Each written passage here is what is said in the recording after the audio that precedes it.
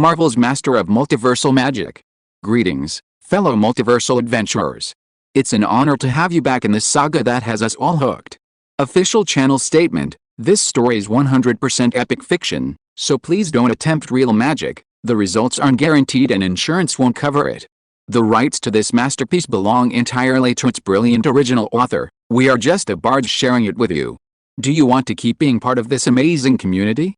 Join our ninja army of subscribers on YouTube and give this content a like. And for true fans, our Patreon has exclusive ninjutsu waiting for you. Chapter 551: The Hat of Enlightenment. That makes things much simpler. Seeing the first girl successfully cultivate her ki and gain the aptitude for magic, George smiled with satisfaction. This hat he created wasn't for sorting like at Hogwarts, but rather to allow those without aptitude to acquire the talent for magical cultivation. When someone wore the hat, the Deo patterns left by Master Jiang in the 24 Heavenly Valley, which allowed for automatic ki cultivation, would gradually be infused into the brain through the hat.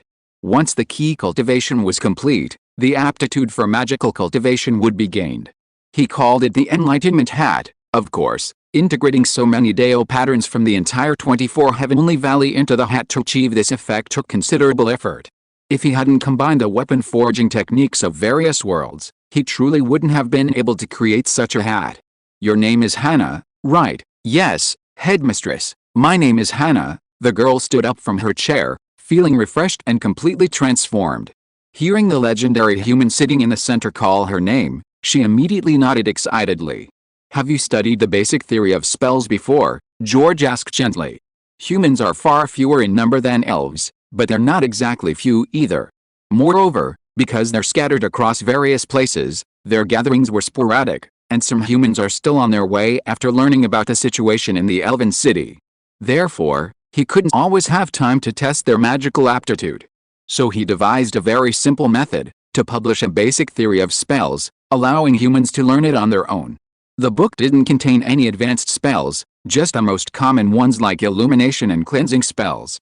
If, after studying for a period, they could successfully cast the simplest spells according to the theory taught in the book, they had magical aptitude, otherwise, they didn't.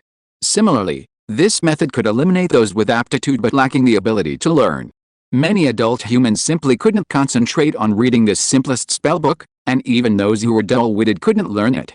Such people would be wasting their time at a magic academy and could be disregarded. Yes, I've studied it. I understand and memorize all the spells in the basic introductory theory of spells, Hannah quickly replied. Ever since learning that humans could become amazing magicians, she was unwilling to be a washerwoman in the tribe like her mother. Therefore, when the chief distributed spellbooks, she studied them very diligently, as this was her only chance to change her fate.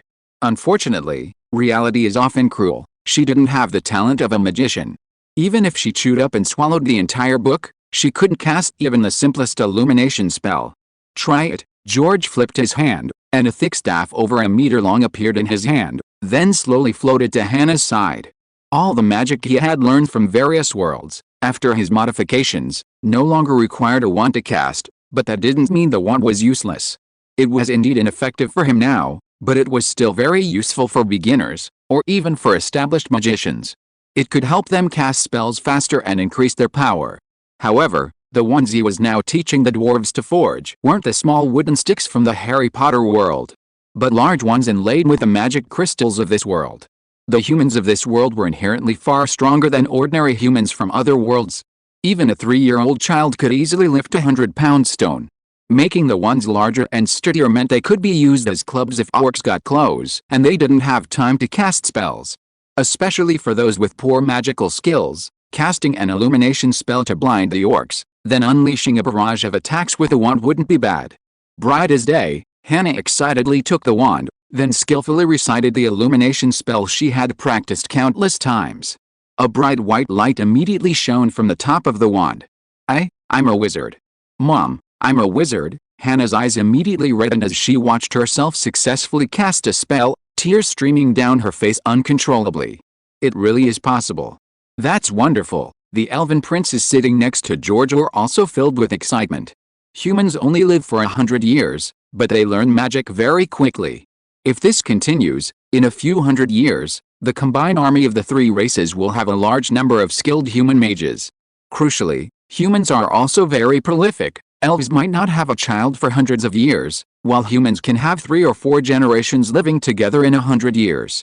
Completely defeating the orcs and Morgoth might no longer be a pipe dream. For elves, a few hundred years is really not a long time. What a man full of miracles, the elven princes then looked at George. All of this was thanks to him. Humans, though inferior to elves in many ways, perhaps that's precisely why they are unique in certain aspects. Wow, Hannah cast a spell. Hannah became a mage. The anxious young men and women below, seeing Hannah succeed as the first to go up, finally felt their hearts settle. Although the chieftain had informed them that the headmaster had found a way for them to learn magic, no one dared to fully believe it until they saw it with their own eyes. After all, the greater the hope, the greater the disappointment. As expected of the dean, he's practically omnipotent, like a god. The students, who had been enrolled for almost a year, were all amazed to see that the hat created by the dean had actually changed the fate of humanity. Let's continue. Confirming everything was going smoothly, George smiled and sat down. Amidst enthusiastic applause, Hannah was magically transported by Lucia to the human table. Jack, then the second, the third, the fourth, and so on, all proceeding smoothly. Until the 120th boy walked to the cloud platform chair and put on the pinnacle hat. Azkaban. Azkaban. The hat had just been placed on the boy's head when he suddenly opened his mouth and screamed loudly. Everyone looked puzzled. They weren't surprised that the hat could make a sound. There were many similar things in the academy, all made by the academy. What puzzled them was what the hat meant by Azkaban. Just in case, I didn't expect there to actually be one. George raised an eyebrow, reached out and grabbed the boy, pulling him into his hand and beginning to search his soul. Chapter 552 The Movements of the Flame Demon Army. As the sun first rose over Middle-earth, humanity, like the second child of creation, awoke in the easternmost part of the continent. They gradually developed, some migrating westward out of curiosity about the rising sun, while others remained in the east. Those who migrated westward dispersed, forming numerous tribes, and encountered elves who taught them their culture, much like the Beowulf family. Some of those who remained in the east were secretly seduced by Morgoth, becoming his devoted followers. George deliberately added mind-reading capabilities to the hat to prevent those who followed Morgoth from infiltrating the elven city and studying his magic at the Magic Academy. The hat was imbued with a mind-reading charm, possessing its own consciousness. If it detected a spy wearing the hat, it would signal Azkaban. Azkaban is the prison in the Harry Potter world, meaning these spies were about to be imprisoned. Now, the elven city is open to all humanity, and many are flocking from all directions. No one can guarantee that there are no spies among them. Previously, there weren't many qualified humans, which he could check himself. However, with the ability to guide them, the number of humans coming to the academy would only increase. He didn't have that much time. So he specifically set up this function so he wouldn't have to worry about it later. Sure enough, his caution was not without reason. Soren was killed by him, and Morgoth's attempt to tempt him failed. He was already wary of this powerful human. Therefore, he had already sent human followers who believed in him to infiltrate the city under the pretext of joining the elven city. This time, they were taking advantage of the opportunity to see if they could sneak into the Magic Academy, gather information about George, and uncover his background. Morgoth still didn't believe he was just an ordinary human, suspecting he might be from Valinor, a Maiar in disguise. This is a human traitor who believes in Morgoth. Attempting to infiltrate the academy, George handed the boy to the steel magic golem standing beside him, and seeing the puzzled looks on everyone's faces, gave a simple explanation. "Alright, don't worry about it, let's continue." Hearing George's answer, everyone immediately understood, but wasn't too surprised. The reason the eastern defenses of the Seven Sons of Fëanor were so easily breached was because some of the humans in the east, who had become followers of Morgoth, feigned allegiance to the elven army but betrayed them at the crucial moment. Therefore, everyone understood the existence of human spies. Elves captured by Morgoth were transformed into orcs, and humans lured into following him were also subject to his influence. Neither of the two children could escape this fate. After George sat down, Lothian continued the initiation ceremony until the last person was finished, without any further incidents. It was already difficult for Morgoth's followers to cross the east to reach the elven city, let alone be of the right age and have the aptitude for learning. This whole affair was sudden and unprepared. Only this one boy was suitable. Today, the Academy has gained 600 more students. To celebrate this growth, classes will be suspended for half a day. Everyone, please have a good rest. Seeing the initiation ceremony conclude, George stood up and waved his hand, instantly filling 3 long tables with various exquisite foods and drinks. Middle-earth magic academies didn't have house elves, and waiting for the chefs to prepare the food and drinks wouldn't be fast enough, so he simply used transfiguration to handle it. Moreover, the food he conjured wasn't limited to this world, it also included more modern cuisines from other worlds. For example, pudding, cakes, various barbecues, the 8 major cuisines, Greek, French, Italian, and so on. Wow, the sudden appearance of all sorts of exquisite food they'd never seen before elicited gasps of amazement from the students of the 3 races present. Then came a flurry of gluttony, even the usually elegant elves losing their composure while tasting. After the banquet, George and several elven princes detailed the information they'd gleaned from the boy's mind regarding the human spies. Soon, the elven princes sent men to capture all the spies. George also helped perform soul searches on the spies, obtaining considerable information about Morgoth's army. How was it? Ingrid asked hastily after George finished the soul search. George held up 2 fingers, good news, and not so good news. Which do you want to hear first? Lothine raised his hand. The good news first. The good news is that Morgoth's army doesn't seem to have any plans to launch a full-scale attack here anytime soon, George replied with a smile. With the Grey Elf Kingdom of Tingle joining the fight against Morgoth, and George having cleared the Valley of Terror, most of the elven and dwarven defensive lines are now connected. To the northwest lies a red wetland, then the valley where the first prince was rescued, and south is Gondolin, whose defensive line connects to Dorsonia. Further south of Dorsonia are the Valley of Terror and Doriath. The southernmost point of the Doriath line connects to the Andrum Wall, a natural barrier, which extends eastward to the 7 rivers. The 7 rivers meet the Blue Mountains, where the Blue Mountain Dwarves' defensive line begins. The entire defensive line can be seen as an inverted shape, with the empty spaces representing the lands occupied by Morgoth's army. Currently, this defensive line is very tightly connected, and George has built magical teleportation devices at each key point. This allows for immediate support should Morgoth's army attack. Previously, the Balrog, leading his Balrog Legion and Orc army, had attacked the Grey Elves' Doriath defenses, but was routed by timely reinforcements from all sides. Galadriel rose to fame during that battle, single-handedly slaying a Balrog. This battle became known as the Doriath Defense Counterattack. Therefore, after that battle, Morgoth no longer intended to launch a direct assault on the defenses, it would be futile. What's the bad news? The impatient Galadriel asked immediately. Is Gothmog overestimating himself again and trying to attack us? If he dares to come again, I'll cut off his head and hang it on the gates of the Elven City. She had recently learned a lot of magic from George and felt her strength had increased considerably. She hadn't had a chance to confront the Balrog directly last time, and she couldn't miss this opportunity. Although her talent was slightly inferior to Lothain's, it was second only to him, far beyond the reach of ordinary elves. Gothmog is indeed going to attack again, but not us, but the 7 sons of Fëanor, George explained with a smile. After Mazalus's defenses were breached, Mazalus retreated to Himrin with his 6 brothers. In fact, initially only Mazalus and his second brother, Maglar, were there. The other 5 brothers had sought refuge with him while being pursued by the Balrog.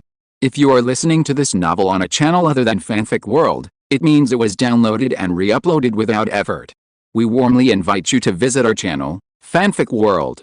There you will find the original version of this story and many other novels of various genres. We look forward to seeing you dive into a world of incredible novels. Chapter 553 I Can't Do It. Is this bad news? I think it's good news. Galadriel immediately revealed a gloating expression upon hearing this. She didn't have much affection for the 7 sons of Fëanor. When they left Valinor, Fëanor and his 7 sons slaughtered the Sea Elves to escape their ship. The king of the Sea Elves was her maternal grandfather. Later, they betrayed them by burning their ship and abandoning them, forcing them to risk freezing to death across the treacherous Hillcaraxi Gorge to finally reach Middle-earth. Putting all that aside for now, when they were guests in the Grey Elf Kingdom, Corfin and Celeborn, 2 of the 7 sons of Fëanor, had kidnapped Lothain. Although it was just a playful kidnapping and nothing serious was done, it still revealed their dark side. You can't say that. We are all elves who came from Valinor together, with an inseparable blood relationship. Besides, Mislith is a good man, He ceded the position of High King of the Noldor to his uncle Fingolfin. Angrid shook his head, clearly disagreeing with his sister Galadriel's opinion. Galadriel immediately retorted, "That's because Brother Fingon risked being killed by Morgoth to go to the shoulders of Sangorosnam and rescue him, otherwise, he would have died long ago." She certainly didn't like the seven sons of Fëanor. "George, what do you think?" Angrid and Galadriel, unable to convince each other, turned to George. "There's something fishy about this," George casually agreed, but seeing everyone else stunned, he quickly changed his tune. "I mean, it's best to report this to the High King and let your uncle decide." He didn't really care whether or not to rescue the seven sons of Fëanor. Rescuing them would significantly increase the elven forces, but it would also leave hidden dangers.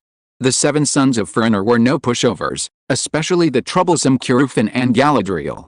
Not rescuing them would allow the seven sons of Fëanor to weaken Morgoth's army, and then they could launch a surprise attack from behind, perhaps annihilating the Balrog's army in one fell swoop. But the High King probably wouldn't agree. Fingon and Mazrith were very close, even sworn brothers. He couldn't possibly stand by and watch them die.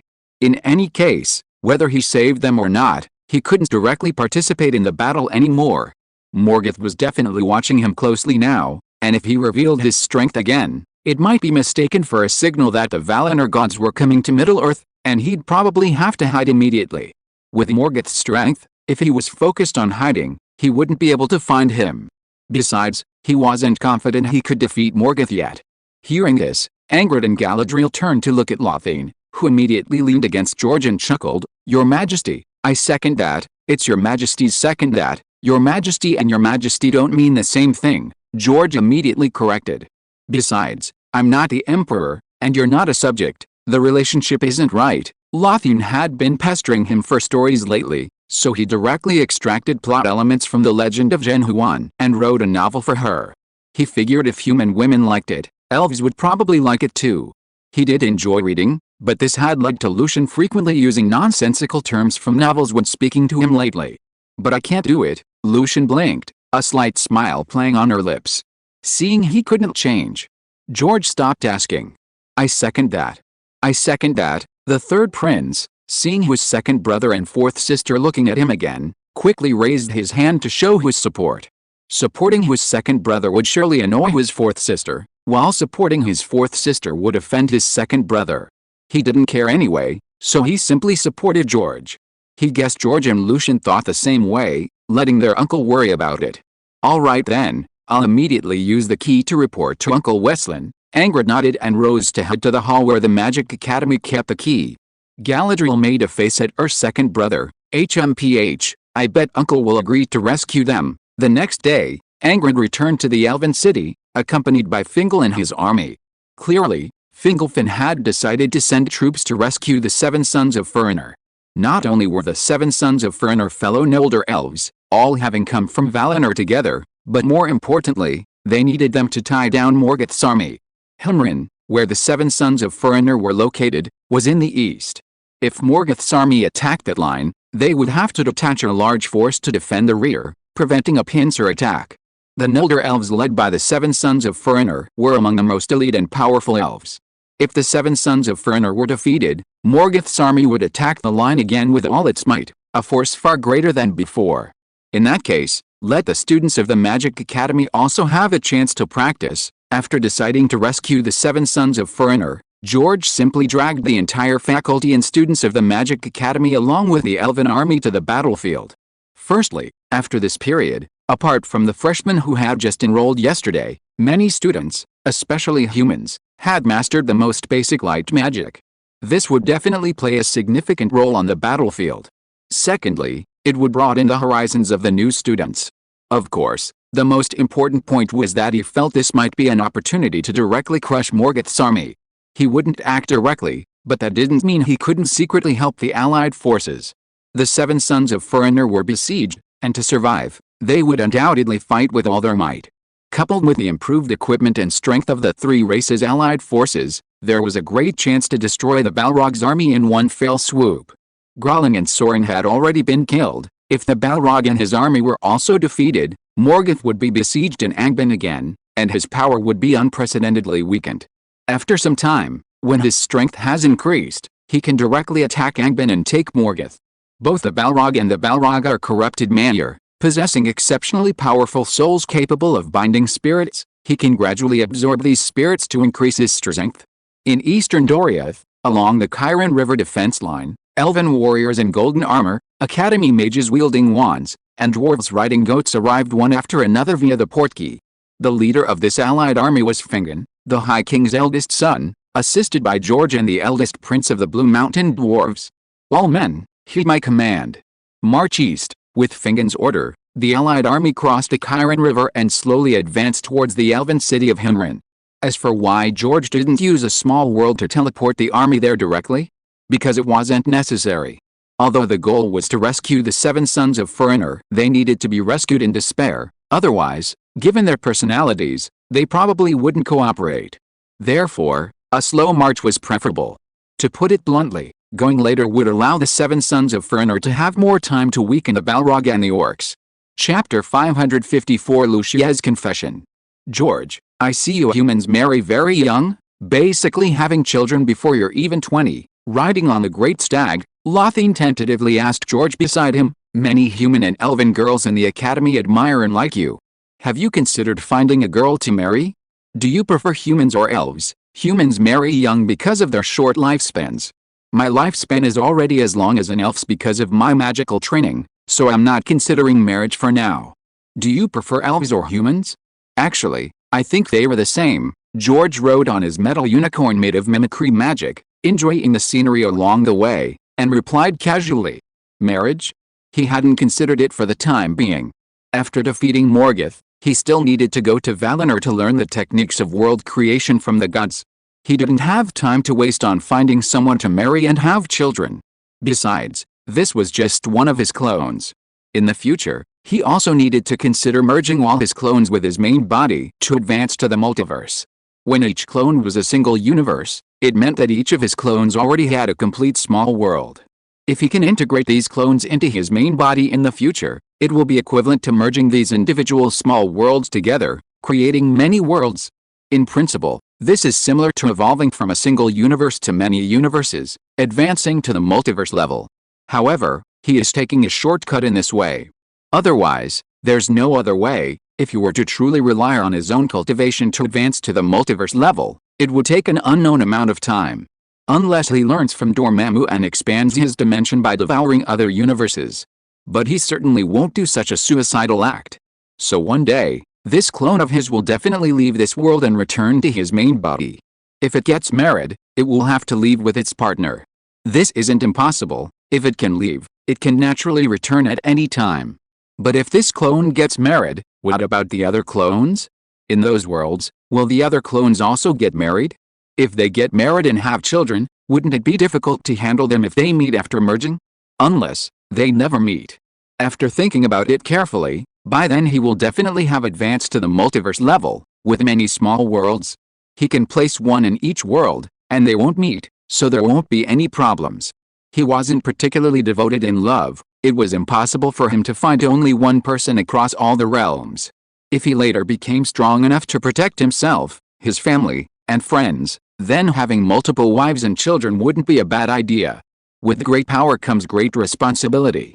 He couldn't let the Joe family line die out in his generation. Although his body was no longer the same in either the main world or his alternate world, his spirit remained unchanged. He was still him, and his children were still the Joe family's children. As for whether he preferred humans or elves, all things considered, he would naturally choose elves. Elves were indeed more beautiful than humans, an undeniable fact. However, if he encountered an interesting soul, he could lower his standards regarding appearance.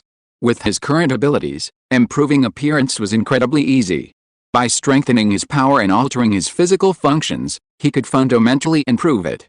He could also gain shape-shifting abilities by injecting special genes, similar to Mystique, allowing him to transform into whoever he wanted. Alternatively, if he had magical talent, he could learn shape-shifting magic and use magic to change his appearance. If you were open-minded, creating a perfect body to help with body swapping wouldn't be difficult for him. Long lifespan and marriage aren't mutually exclusive. We elves also marry very young. Besides, I think you should find an elf. Your lifespan is as long as an elf's. If you find a human, your wife will already be alive by the time you marry her, Lucian suggested meaningfully. George nodded. That's true, actually, he was just being polite. Humans have short lifespans, but if she became his wife, her lifespan wouldn't be short. The main thing is I want to spend more time researching magic, then find a female elf who can research magic with you. Lucian looked intently at George, who paused for a moment before replying, You're not talking about yourself, are you? Yes, it's me, George. Aren't you pretty enough? Don't you like me? Lucian blinked. George sighed and smiled wryly. Lucian, you're beautiful, the most beautiful woman I've ever seen. It's not that I don't like you. But are you really sure you want to marry me because you like me, and not just because you want to hear my stories? Although Lucian had lived for 3,456 years, she had always remained in the Grey Elf Kingdom, and her mind was very simple. In some ways, she wasn't particularly mature, especially regarding love. He had telepathic abilities and could sense that Lucian had feelings for him, but it was just feelings. Many girls had feelings for him. Leaving aside the female students and teachers in this world's academy, there was Hermione and Ginny from the Harry Potter world, Black Widow from the Marvel Universe, and the fairy tale sorceresses. But these feelings didn't reach the level of love, nor did they reach the point of marriage.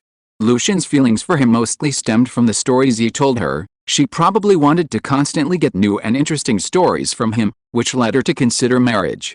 It wasn't that she had truly fallen in love with him. I think you're great, and I want to keep listening to your interesting stories. There's no conflict. I'll marry you, be your wife, and accompany you in your magic research.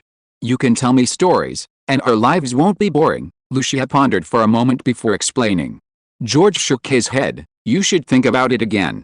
Actually, even as a friend, if you like, I'll keep telling you those stories. He then stopped talking about it, closing his eyes to assist his otherworldly clones in researching new magic. Seeing this, Lucia rode his great stag to Galadriel's side.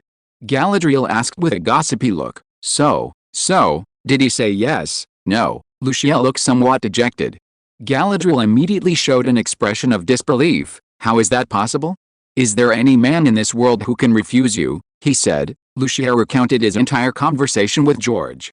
Galadriel listened and pondered for a moment, then whispered a few words in Lucian's ear. Lucian blushed instantly and stammered, this isn't quite right. What's wrong with it?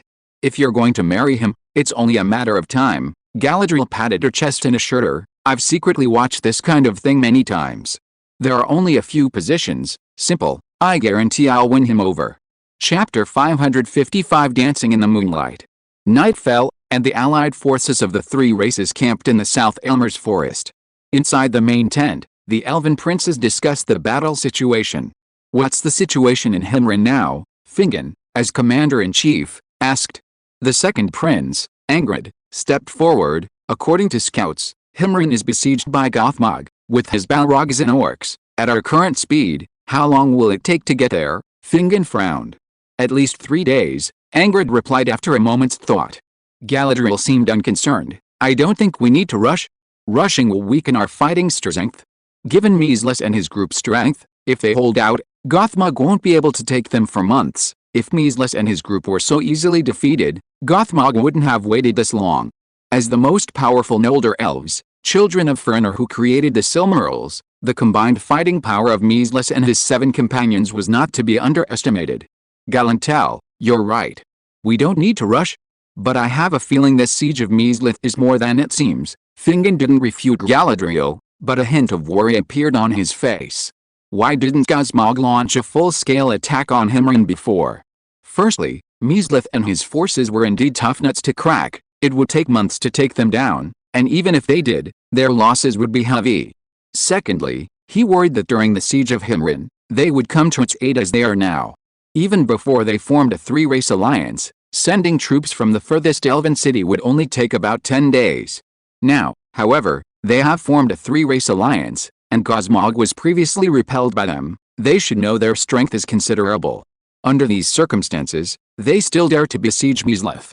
Even if George hadn't caught the traitor and had prior intelligence, they would definitely have found out about the siege of Himrin after a few days and sent troops. George sat there, listening to the elven prince's discussion, without interrupting. In fact, he had secretly scouted the Balrog army's camp the previous night, concealing his presence, and learned why Morgoth was besieging Himrin at this time. However, He didn't intend to inform Fingon and the elven princes of this information. If he did, Fingon would surely send his army day and night to rescue Himrin, which was not what he wanted. To put it bluntly, if they arrived to rescue Himrin and faced Morgoth head-on, and the 7 sons of Ferenor remained at the city gates to protect themselves, even if they won, the allied forces of the 3 races would suffer heavy losses. It was better to stick to the original plan, let Himrin wear down their forces, and then they could slowly finish them off. Even if Himrin fell and the 7 sons of Ferenor were killed, it wouldn't matter much, he didn't know them anyway, and according to the original story, if you were to kill Morgoth and obtain the Silmarils in the future, the 7 sons of Ferenor would surely become his enemies according to their oath. The meeting ended, and everyone dispersed, returning to their respective tents. George returned to his tent, which appeared small but was larger than a villa when opened. These tents were provided by the Magic Academy and crafted by elf, dwarf, and human students. George naturally taught them the magic and crafting techniques. Although it was just a tent with its space expanded using the seamless stretch charm, it played a significant role in war. Soldiers who ate and slept well could unleash their full fighting power. Moreover, a single tent could hold a large number of soldiers, making it less conspicuous when setting up camp and easier to conceal from ambushes. George, just as he sat down in his tent, before he could even close his eyes to study the magic, the tent flap was pulled open. George said somewhat helplessly, "Princess Galadriel, could you please let me know before coming in next time? What if I'm taking a bath or not dressed? Would that be embarrassing?" "Embarrassing? You human men and elven men are all the same. I've seen it all before. It's just a little different." Galadriel waved her hand dismissively. George rubbed his forehead in response. He noticed that since Galadriel left the Grey Elf Kingdom and frequently spent time with the soldiers on the front lines, she had completely let loose. She used to have the air of a princess, but now, although her appearance remained beautiful, her demeanor vanished the moment she spoke.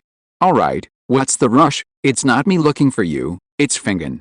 He's in the grove up ahead, saying he wants to ask you something privately," Galadriel said, her eyes darting around.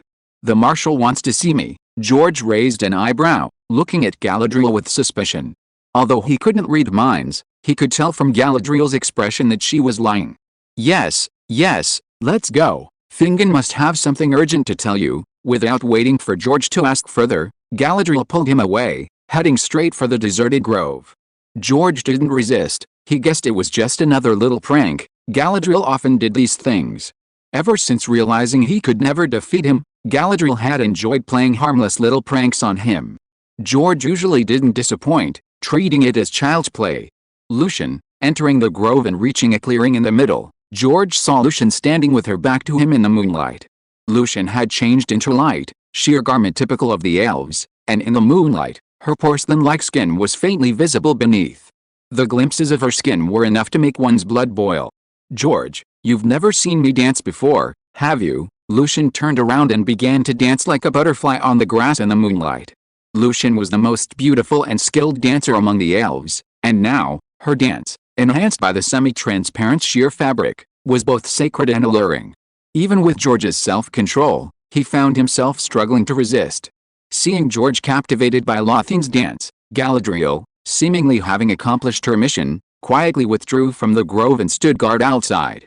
Having often mingled with the soldiers of the 3 races, she knew very well the allure of Lothien dancing in that flowing gown. "Auntie," she said, "that's all I can do for you. Whether you can win George over is up to you. Don't let me down at the last minute. But if you really succeed, wouldn't I have to call George uncle-in-law? The thought makes me a little uneasy." Chapter 556 Love Grows Over Time. That Galadriel, actually teaching Lothien all this, watching Lothien dance closer and closer, George's throat bobbed slightly. Without a doubt, it was Galadriel's idea. Otherwise, given Lothien's personality, she would never have gone this far. A closer look revealed that although Lothien was still dancing, her face was flushed, and her heart was pounding unusually fast. But precisely because of this, she looked even more attractive. "I'm not some saint." At this point, what else is there to say? Noticing that Lothien's dancing movements visibly distorted as she approached him, seemingly hesitant and wanting to back away, George grabbed her wrist and pulled her into his arms. "I already warned you during the day. Since you've made up your mind, I won't be polite, George. I think maybe I haven't." Held tightly in George's arms, Lothian felt her heart pounding. She suddenly wanted to escape as quickly as possible. Actually, when Galadriel suggested this during the day, she impulsively agreed. Only now did she realize that things weren't as simple as Galadriel had made them out to be. Just embracing each other had already made her feel uneasy. If things continued as Galadriel had described, she felt she was going to explode. It's too late to back out now. Lowering his head, he forcefully kissed her, silencing her next words. George lightly stamped his foot and led Lucian back to his tent. And then came, spring's warmth fills the gauze tent, boundless love on the mandarin duck pillow. Dreams of love's embrace linger, intoxicated by the gentle embrace. For George, his daytime warnings to Lucian were simply to prevent her from making a hasty decision before understanding love. However, this didn't mean he was unwilling to share a passionate encounter with a top-tier beauty. Love comes in many forms: love at first sight, love that grows over time, and love that develops over time. What a thoroughly enjoyable night battle! As the moon set and the sun rose, George emerged from his tent, letting out a rare sigh. Sometimes, life still needs some physical satisfaction as a respite from the rigors of cultivation. The army continued their journey during the day. George, as usual, closed his eyes to study magic. For his physical body, the little stamina he had expended in the battle the previous night was negligible. Lucian, on the other hand, lay exhausted on the great stag. She read the new book George had given her that morning, the Middle-earth translation of Jin Ping Mei, while chatting idly with Galadriel. "How did the battle go last night?" Galadriel asked, her face full of gossip. Last night, she had been keeping watch outside the grove, but hadn't heard any movement inside. She couldn't resist peeking in, only to find that neither George nor Lucian were there. She returned to the camp to Lucian's tent, but couldn't find her there either. She went to George's tent, but found it was protected by a barrier, preventing her from entering. So, she wasn't sure whether the battle had succeeded or not. "I'm so sore and tired all over, I don't want to talk," Lucian said, blushing, avoiding the topic. She didn't want to tell Galadriel the details of last night. She simply couldn't bring herself to speak. Compared to her experience last night, what Galadriel said was child's play. "Lucian, why is your voice hoarse?" Galadriel blinked, already understanding. Lucian couldn't help but roll her eyes.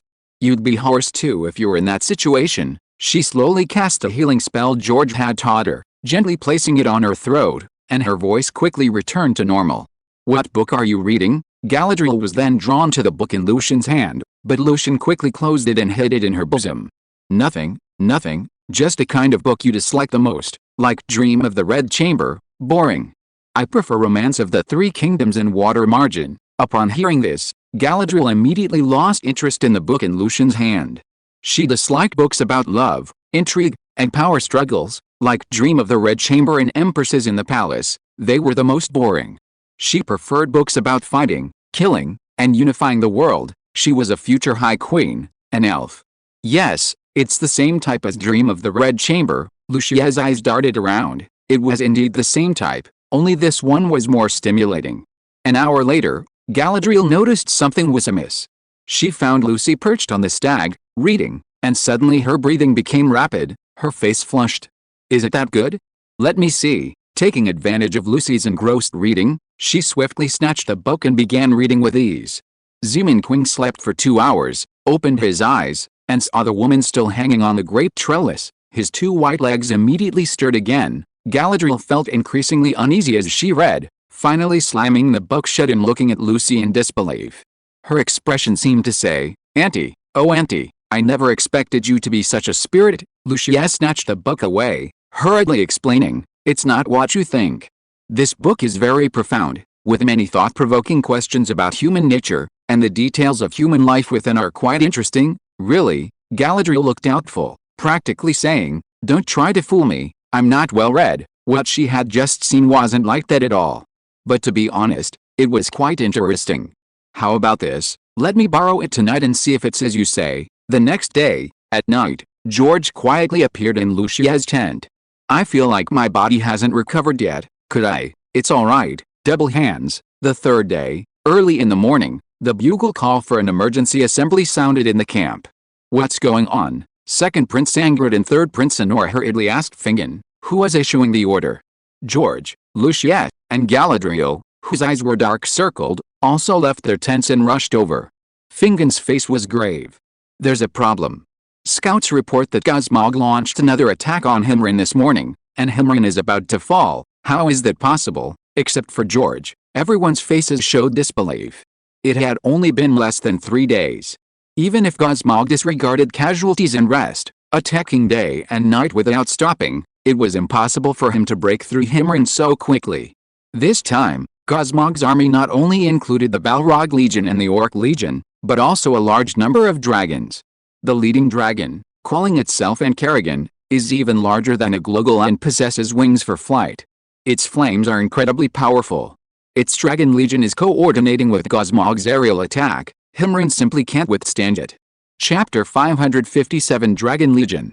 They're only deploying now. It seems they've already discovered the reinforcements here, George thought to himself. He had infiltrated Gothmog's army before setting out and discovered the hidden Dragon Legion. He also understood why Morgoth was confident he could eliminate Himrin at this time. For George, this was good news. According to the original story, Ankara was only unleashed by Morgoth at the very end of the First Age, when the gods, along with the elves and men, had already reached Angband's stronghold. The fact that it was unleashed so many years earlier indicates that Morgoth must have poured considerable of his own power into it. If they could wipe them out in one fell swoop, Morgoth would be incredibly weak, and George wouldn't be far from defeating him. Move out, army. Under Fingon's command, the armies of the three races rushed towards Himrin at top speed. At their current distance and speed, they could reach Himrin in less than an hour and launch a surprise attack on Gothmog's army from the rear. We've arrived. 45 minutes later, a vast plain appeared before George's eyes. At the edge of the plain stood a towering mountain, and halfway up its slopes lay the elven city where the 7 sons of Fëanor resided. The elven city held a strategically advantageous position, high above the city, making it easy to defend and difficult to attack.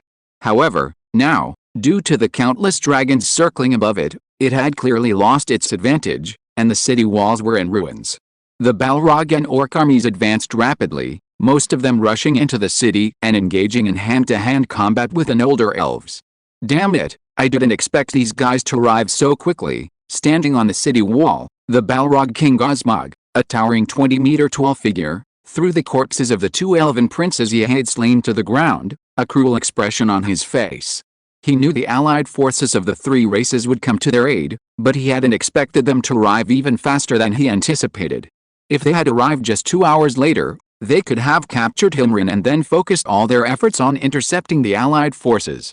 With the 3 races' army destroyed, the so-called defensive line would cease to be a line, and Middle-earth would fall entirely into their hands. Encharagon, I'll clean up here. You led the Dragon Legion to hold off the 3-race alliance for now, Gosmog shouted at Encharagon, who was spewing flames in the air. Although it was somewhat unexpected, it wasn't a big deal. The Dragon Legion controlled the air, and even in a one-on-one fight against the 3-race alliance, their chances of victory were high. Besides, it was only a temporary delay. Once he dealt with the elves here, he could turn his army around and cooperate with the Dragon Legion to annihilate the 3-race alliance in one fell swoop. Gosmog, don't talk to me like that. Hold them off, HMPH, I'll wipe out these little ants. Encharagon extinguished his flames, roared back, and led the Dragon Legion towards the 3-race alliance that had rushed into the plains. A beast like Loren, quite the temper, Gosmog cursed inwardly at the arrogant Encharagon. Whether it's Glorin, Encharagon, or those orcs, they're all just beasts created by their master. Their strength is decent, but how can they compare to him? He, the Balrog Legion, and Sorin are all Maiar created by the same race, even in death. Their souls will return to the same realm. Be careful of that human mage named George. Although displeased with Encharagon's arrogance, he still gave him a special warning for the sake of victory in this war. In his view, while the 3-race alliance was powerful, the most troublesome was a human among them, the mage George who killed Glorin and Sorin. Before besieging Himrin, his master had emphasized this human. According to his master, Encharagon's strength far surpassed Glorin's, having inherited much of his master's power. But he couldn't be too careless. A mere human? Watch me burn him to death. Encharagon arrived above the 3-race alliance and unleashed a torrent of dragonfire at George and Fingon. The dragons following him also unleashed their dragonfire upon the 3 races' army below. In an instant, flames filled the sky, turning it crimson. Magic shields, Prepare. Facing the overwhelming flames, Commander Fingon remained calm. His soldiers were equipped with the latest enchanted gear from the Magic Academy for this campaign. Roar. Mere shields think they could withstand our flames? Burn them to ashes, and Kerrigan's voice was full of sarcasm. Just now, the elves of Himmering had also attempted to use their shields to block their flames, only to be reduced to molten mass along with their shields. Their flames weren't ordinary fire, but magical fire imbued with dark power.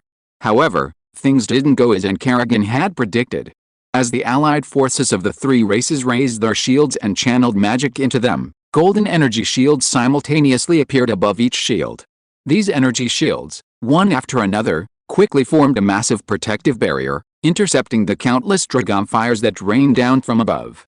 Elven archers, prepare. Taking advantage of the dragon's sudden burst of energy and the instant they rose into the air, the shields lowered, and the elven archers, already prepared beneath them, quickly rose and drew their bows.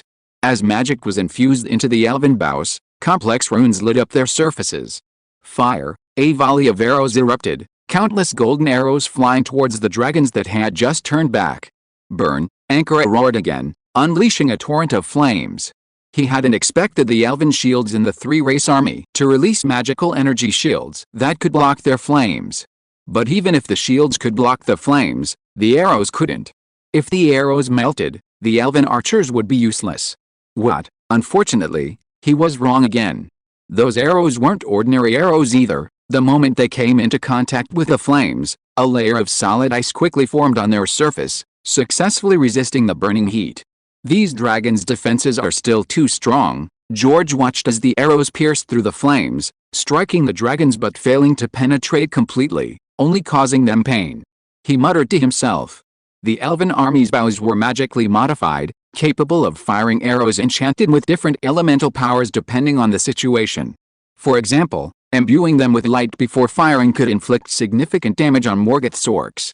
However, against these dragons, they were still insufficient, serving only a harassing purpose. Fortunately, the Magic Academy had prepared more than just enchanted arrows for the three-race alliance. Dwarven magic cannons, prepare. Seeing that the elven arrows were having difficulty truly harming the dragons, Fingon immediately issued a second order. Soon, the dwarves pushed out rows of powerful magic cannons from the rear. These were Middle-earth versions of anti-aircraft magic cannons, modified by George based on the magic devices of Fairy Tale. They were few in number, but their destructive power far surpassed that of the elven arrows. Chapter 558 A Battle of the Six Armies. Fire. With a command, the dwarven cannons were rapidly raised, and a magic crystal was quickly inserted. Boom! Hundreds of magic cannons fired simultaneously, and a rain of dragons fell from the sky. Clearly, the magic cannons were powerful enough to break through the defenses of ordinary dragons. Destroy those things. Ankara used his dragon claws to swat away the magic cannons aimed at him, then swooped down with his dragon towards the dwarven artillery unit. Weapons capable of injuring dragons should be destroyed first. Not so easy. George didn't intervene, but a mocking smile played on his lips. Sure enough, Fingon remained calm and issued another order. Human mages, prepare. Stone dragon knights, prepare. The human mages from the Magic Academy chanted incantations and slammed their hands on the ground, causing the rocks to quickly condense into stone dragons. On the backs of the stone dragons were three positions: an elven warrior wielding a magic dragon spear, a human mage wielding a staff, and a dwarf wielding a magic hand cannon. These stone dragons were puppet magic developed by George using a combination of Kabbalah and shape-shifting magic. They possess the self-healing ability unique to Kabbalah and the ability to fly through shape-shifting, though individually they are certainly inferior to dragons. However, when paired with elite elves, dwarves, and humans, they can contend with dragons. Moreover, they are supported by a large number of elven archers and dwarven magical cannons. Leading these stone dragon cavalry is an exceptionally large stone dragon, even larger than Kerrigan in the sky. This stone dragon was crafted by Lucia, the vice principal of the Magic Academy, and inside sit the three siblings, Angrid, Honor, and Galadriel. Today, this can be considered a battle of six armies. George couldn't help but exclaim as he watched the stone dragon knights take flight, directly confronting Kerrigan's dragon legion.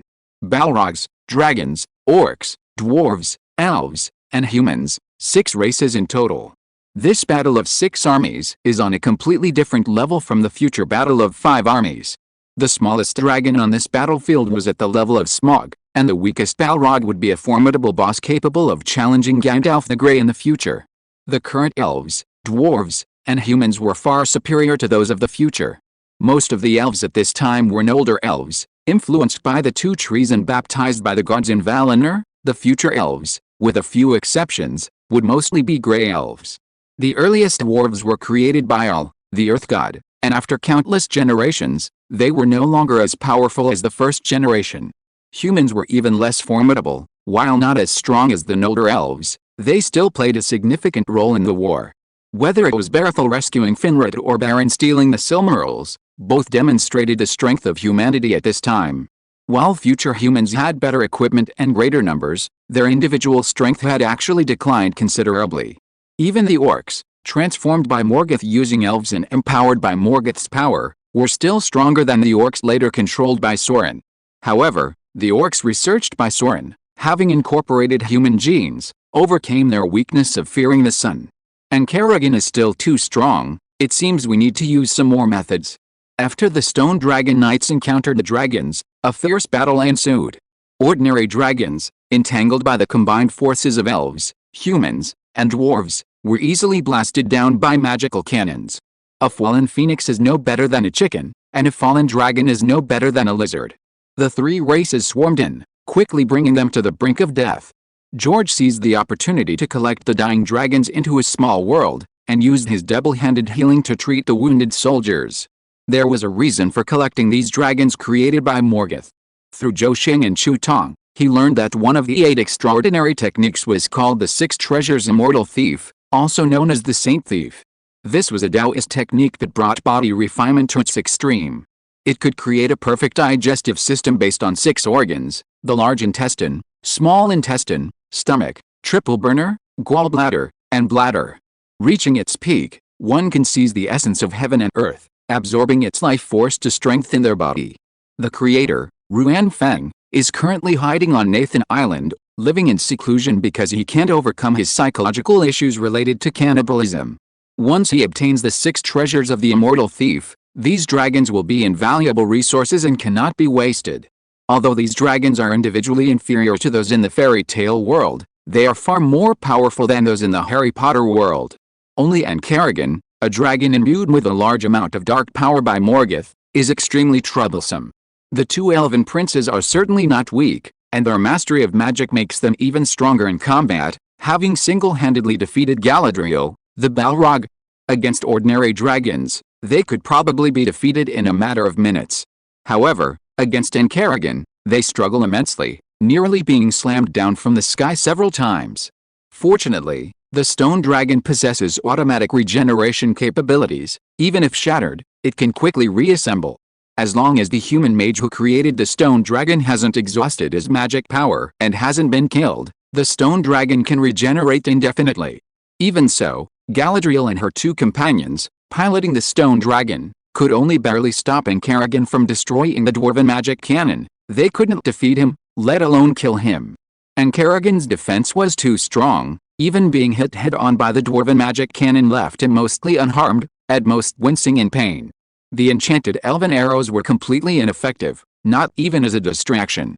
Lucian used this to help Galadriel and the others. George, observing the battlefield situation, flipped his hand and produced a spellbook, handing it to Lucian. His keen senses allowed him to sense Morgoth's magic faintly appearing above the battlefield, presumably using dark magic like the Mystic Eye to spy. To avoid frightening Morgoth, he didn't directly attack Ancarrigan, instead using his dual-wielding abilities and healing spells to assist in healing the wounded soldiers. But even without personally intervening, he had other ways to defeat Ancarrigan. "Is this the magic card you've been working on all this time?" Lucian took the spellbook, looking at the somewhat familiar magic circle on it, her face full of surprise. "George, you really made it." Besides often asking George for those strange novels to read, she also frequently used her extensive magical knowledge to assist George in his research. The magic card in this spellbook was a magical tool that George had been mainly researching recently. She knew roughly what its function was, but she thought it was almost impossible to figure it out. But unexpectedly, George had actually made it. Consider it a gift from me. You can use it by dripping blood and following the incantation I taught you before." George patted Lucian's head and nodded with a smile. Chapter 559 Card Captor Sakura Girl. Indeed, the magic cards in the spellbook he gave Lucian were a new type of magic card developed based on the Clow cards. However, this is only the first generation, not the final product he envisioned. His primary purpose in developing this magic system was to assist him in battle. Neither Clow-Reed's magic cards nor the current George cards are nearly as good. Clow-Reed's magic cards were essentially toys for his daughter, offering little practical use to Clow-Reed himself. What's the difference between using Clow cards to cast magic and Clow-Reed casting magic himself? It just involves the extra time wasted manipulating the cards in the early stages. Even Ariel Hiraji, who inherited Clow-Reed's magic, didn't create his own magic cards, he cast spells directly. The main purpose of the Clow cards was to allow Sakura, who couldn't cast magic smoothly in the early stages, to use various spells, even complex ones like time-based magic. George is doing the same now. For example, if you were to use the Thunder card, he would first take out the Thunder card, then chant the incantation, and then use the Thunder card to unleash a lightning magic attack. Why not just unleash a lightning attack directly? Unless the power of the lightning magic released through the Thunder card far exceeds the power of his own lightning magic. This is also one of the directions he's currently taking to improve his magic cards. He wants to turn each magic card into an individual magical artifact, capable of amplifying spell power while also forming special arrays when combined. On the other hand, the spirits manifested by each card, besides being able to materialize for combat, can also autonomously cultivate and continuously improve their strength, constantly striving towards the pinnacle of their magic. At that time, he could simply scatter the magic cards, and without him even lifting a finger, the spirits formed from the magic cards would defeat his enemies. The current generation, compared to the original Clow cards, simply has more types of magic, allowing the card holder to unleash many powerful spells. It's useless to him, but giving it to Lothian would greatly enhance Lothian's strength. George, the card that conceals the power of light, reveal your true strength before me. Lucia, who has made a pact with you, commands you to release the seal. Lucia dripped a drop of his blood onto the spellbook, chanting the contract incantation George had set for it, and swiftly became a George card magician, gaining the right to use the George cards. Wings unfurled from his back, Lucia, wielding the spellbook containing a full 108 George cards, flew towards Enchiridion. Super Magic, Fairy Radiance, his first card was a light magic most effective against dark creatures. A dazzling pillar of light descended from the sky, instantly causing Enchiridion to scream in pain. Galadriel and the other two seized the opportunity to pilot their stone dragon and unleash a barrage of attacks. Before Enchiridion could react, Lucia played a second spell card. Celestial Magic, Divine Star Collapse, a meteorite fell from the sky. Ice-shaping magic, lightning, water, illusion, sleep. As Lucia unleashed his spells, both hard and soft control over Enchiridion, combined with Galadriel and the other two's relentless attacks, created a powerful attack. Enchiridion was finally riddled with wounds, one of its wings broken off, and it fell to the ground. Unable to take flight again. Once on the ground, Enchiridion was then surrounded and attacked by countless elves, gradually falling into the same predicament as the other dragons. The power is still far too weak, George said, shaking his head. Don't be fooled by the considerable power of Lothian's magic cards. Compared to his own magic without cards, it was far inferior. If you were to unleash his full power with Fairy Radiance, a single strike would be enough to severely injure Enchiridion. That was the difference. Therefore, the first-generation magic cards were merely toys. Before they could provide him with any real help, he would need to spend more time researching them. But then again, at his level, creating magical items that could enhance his abilities was no easy feat. Even the ones that used to amplify magic power dozens of times were now completely ineffective against him. No, under Lothian's various magical suppressions, the combined attack from the Stone Dragon Knights and the Three-Race Alliance, and with the personal intervention of Fingon, currently the most powerful elf, the siege was complete. Finally, after letting out a defiant roar, Enchiridion was too wounded to fight back. Don't kill him, I still have a use for this dragon. Seeing Fingon about to cut off Enchiridion's head, George quickly stepped forward to stop him. Eating Enchiridion would probably be more nutritious than eating all those dragons combined. In terms of physical strength, And Karagang's body was no weaker than the black dragon from fairy tale, except it didn't have the black dragon's ability to nullify any magic. Alright, then leave it to you, Dean. Seeing that George needed it, Fingon didn't hesitate at all and handed in Karagang over. Although he was the commander of the three races' armies, he understood that the three races' fighting power was entirely due to George establishing the Magic Academy and teaching magic to the three races. Without George, their three-race allied forces would have been slaughtered like the elves of Himrin when they encountered Karagang's Dragon Legion. So, although George was only the dean of the Magic Academy and didn't hold any military power over the three races, his position was extremely extraordinary. Not to mention him, even his father, High King Fingal, would treat George with utmost respect. Just as his father had said, George was at least half, if not more, responsible for the eventual defeat of Morgoth. Sometimes, let alone Morgoth, he and his father even suspected that George might be one of the Valar from Valinor disguised as a human, sent to help them. However, they were all familiar with the Valar of Valinor, and none of them matched the name. Collect, George walked to Karagan and pulled him into his own little world. All troops, listen to my command. Charge. Having dealt with the dragon army, Fingal led the charge, his army rushing towards the rear of the Balrog and Orc armies to rescue Himrin. Meanwhile, Himrin, having defeated 5 elven princes, was besieging Mazrith and Maglar, the last of the elves, in the inner palace. Upon hearing Karagan's screams from behind, his expression changed drastically. That useless Karagan was defeated so quickly. Is that George really that powerful? He believed that Karagan's Dragon Legion, with its air superiority, could most likely defeat the three-race alliance. Even with George's exceptionally powerful human assistance, he thought they could easily hold off the three-race alliance from supporting Himrin. Once he had completely dealt with the elves of Himrin, he could turn his army around and, in conjunction with the Dragon Legion, annihilate the three-race alliance, break through their defenses to the west, and completely unify Middle-earth. However, how long had it been? Karagan and his Dragon Legion were already wiped out, and the three-race alliance was about to attack from their rear. If you are listening to this novel on a channel other than Fanfic World, it means it was downloaded and re-uploaded without effort. We warmly invite you to visit our channel, Fanfic World. There you will find the original version of this story and many other novels of various genres. We look forward to seeing you dive into a world of incredible novels. Chapter 560 Heading to Nathan Island. Give the order, abandon the palace, and turn back. Gosmog stopped attacking the already exhausted Mazlis and quickly led the Balrog Legion and the Orc army to meet the combined forces of the three races. How can there still be so many? He was surprised when he saw the number of the combined forces. He had thought that even if Ankara and the Dragon Legion had been defeated, they must have taken a heavy toll on the combined forces, but looking around, they were hardly any less. This was thanks to George's constant use of healing spells. Even those who had just died could be quickly brought back to life as long as their bodies were still warm.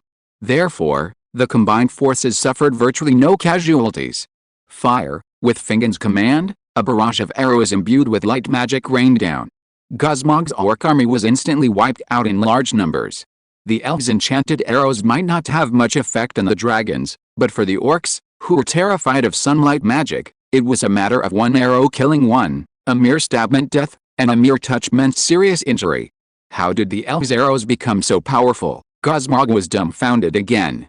He remembered that during the last probing attack on the three races' defenses, the elves' arrows didn't have such terrifying destructive power. If this continued, the Orc army would be wiped out before even engaging in close combat. Battle Ram Demons, advance. He had no choice but to send his towering, 10-meter tall Battle Ram Demons to the front lines, using their powerful flames to block the arrows and launch a counterattack. Unfortunately, just as the Battle Ram Demons reached the front, the Dwarven magic cannons bombarded them. The magic cannons, specially transformed into ice-based spells, blasted the Battle Ram Demons backward, screaming in agony. At this moment, Gosmog finally understood why Ankara's dragon army had been defeated so quickly. Retreat. With the Orc army being mowed down and the Battle Ram Demons suppressed, he knew that if he fought the three-race alliance to the death today, he would surely lose. He might even perish here himself. So he decisively ordered the entire army to retreat to the former Mazlis lines. This guy is really cunning, but you won't escape today. George secretly admired Gosmog's quick thinking, seeing that he had chosen to retreat so quickly. Fortunately, He had already reminded Fingon to prepare a countermeasure. Today, no matter what, they had to kill Gosmog and all the Balrogs and Orcs here, to severely damage Morgoth's arrogance and weaken his power. Boom! A pillar of light fell in the direction where the Balrogs and Orcs were retreating, instantly killing countless Orcs. Then, a dense swarm of stone dragon riders descended from the sky, blocking the Balrogs and Orcs' retreat. It turned out that when defeating Ancarrigan, he had reminded Fingon to prevent Gosmog from retreating and escaping. So Fingon had Lothane, Galadriel, Angrid, and Anor lead the stone dragon knights in a half-circle, precisely blocking Gosmog's retreat route. Gosmog, I will avenge my brothers. Just as Gosmog was caught in a pincer attack, Mislith from the elven city of Himrin, with his only surviving brother Maglar and the remaining 100 still fighting elven warriors, charged towards Gosmog. Morgoth, you're such a coward, not even lifting a finger. Seeing Gosmog and the Balrog and Orc legions caught in a three-way attack, their fate sealed. George silently forcibly collected the souls of the dead Balrogs while remaining vigilant for Morgoth to personally rescue his last remaining loyal followers. However, even after Gosmog was slain, Morgoth did not leave Angband to come to his aid. Angband is Morgoth's stronghold, already corrupted by his power. Even the gods would have a hard time taking him down. Moreover, if things go wrong, he can retreat in time. If he leaves Angband and faces a siege from the gods, he'll be doomed. Therefore, even if Sorin, Glorin, Ankara, Gosmog, and all his followers are dead, he won't leave Angband as a precaution. He has plenty of time to recover his power, cultivate new followers, and one day unify Middle-earth. Once he unifies Middle-earth and fully integrates his power with it, not even the gods themselves can defeat him. It's better if you don't come out.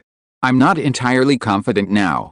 Once I've digested all the spirits, learned the 6 treasures of the immortal thief, and eaten these dragons and the black dragon of fairy tale, then I'll come back and deal with you properly. Standing atop the elven city of Himrin, George gazed at Angband, thinking to himself, under one-person world. George slowly opened his eyes from his secluded cultivation spot, his figure flashing and disappearing from the spot.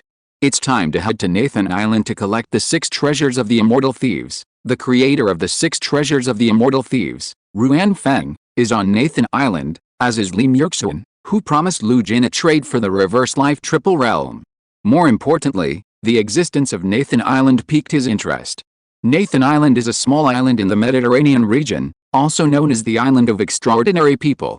Everyone born on this island becomes an extraordinary person, similar to the legacy left by the cultivation furnace and the 20-section Tongshan Valley Master Jiang.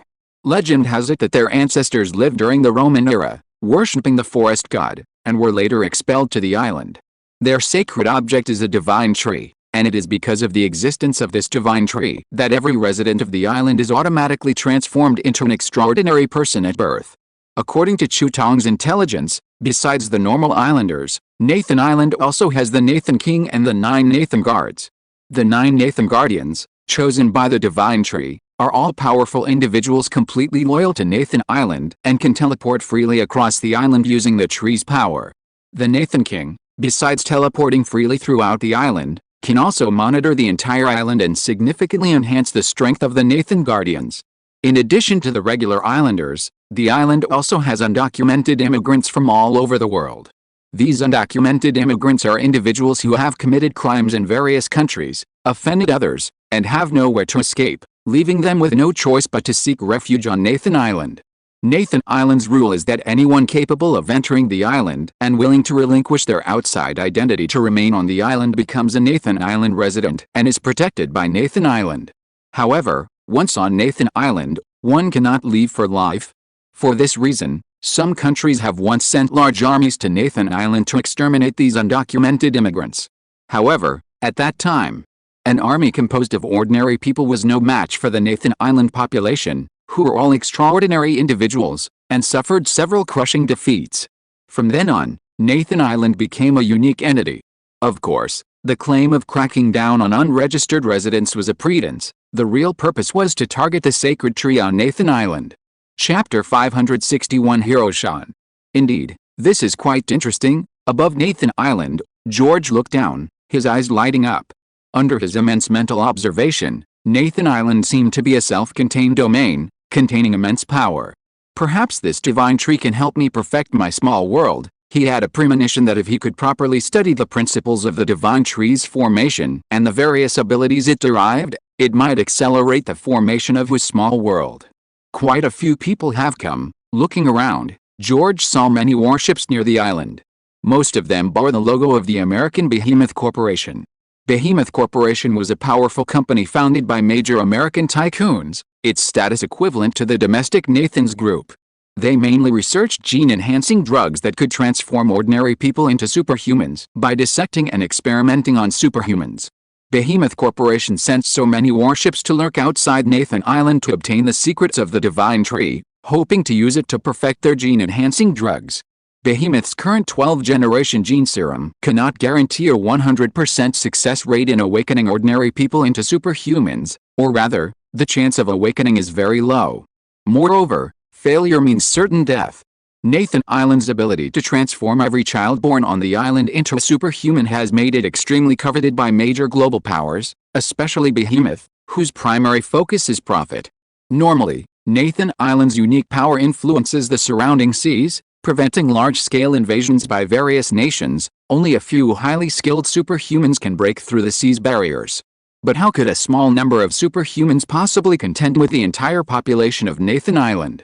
Now, however, things are different. Nathan Island has opened its doors.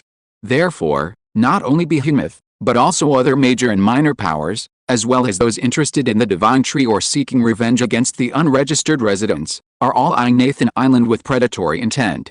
As for why Nathan Island opened its doors at this time, it's because of a special ceremony. The king of Nathan Island is normally chosen by the Divine Tree, but there are exceptions. That means if any islander breaks a golden branch of the Divine Tree and initiates a challenge for the throne, then Nathan Island must open its gates. Before the challenge ends, everyone can freely enter and leave the island.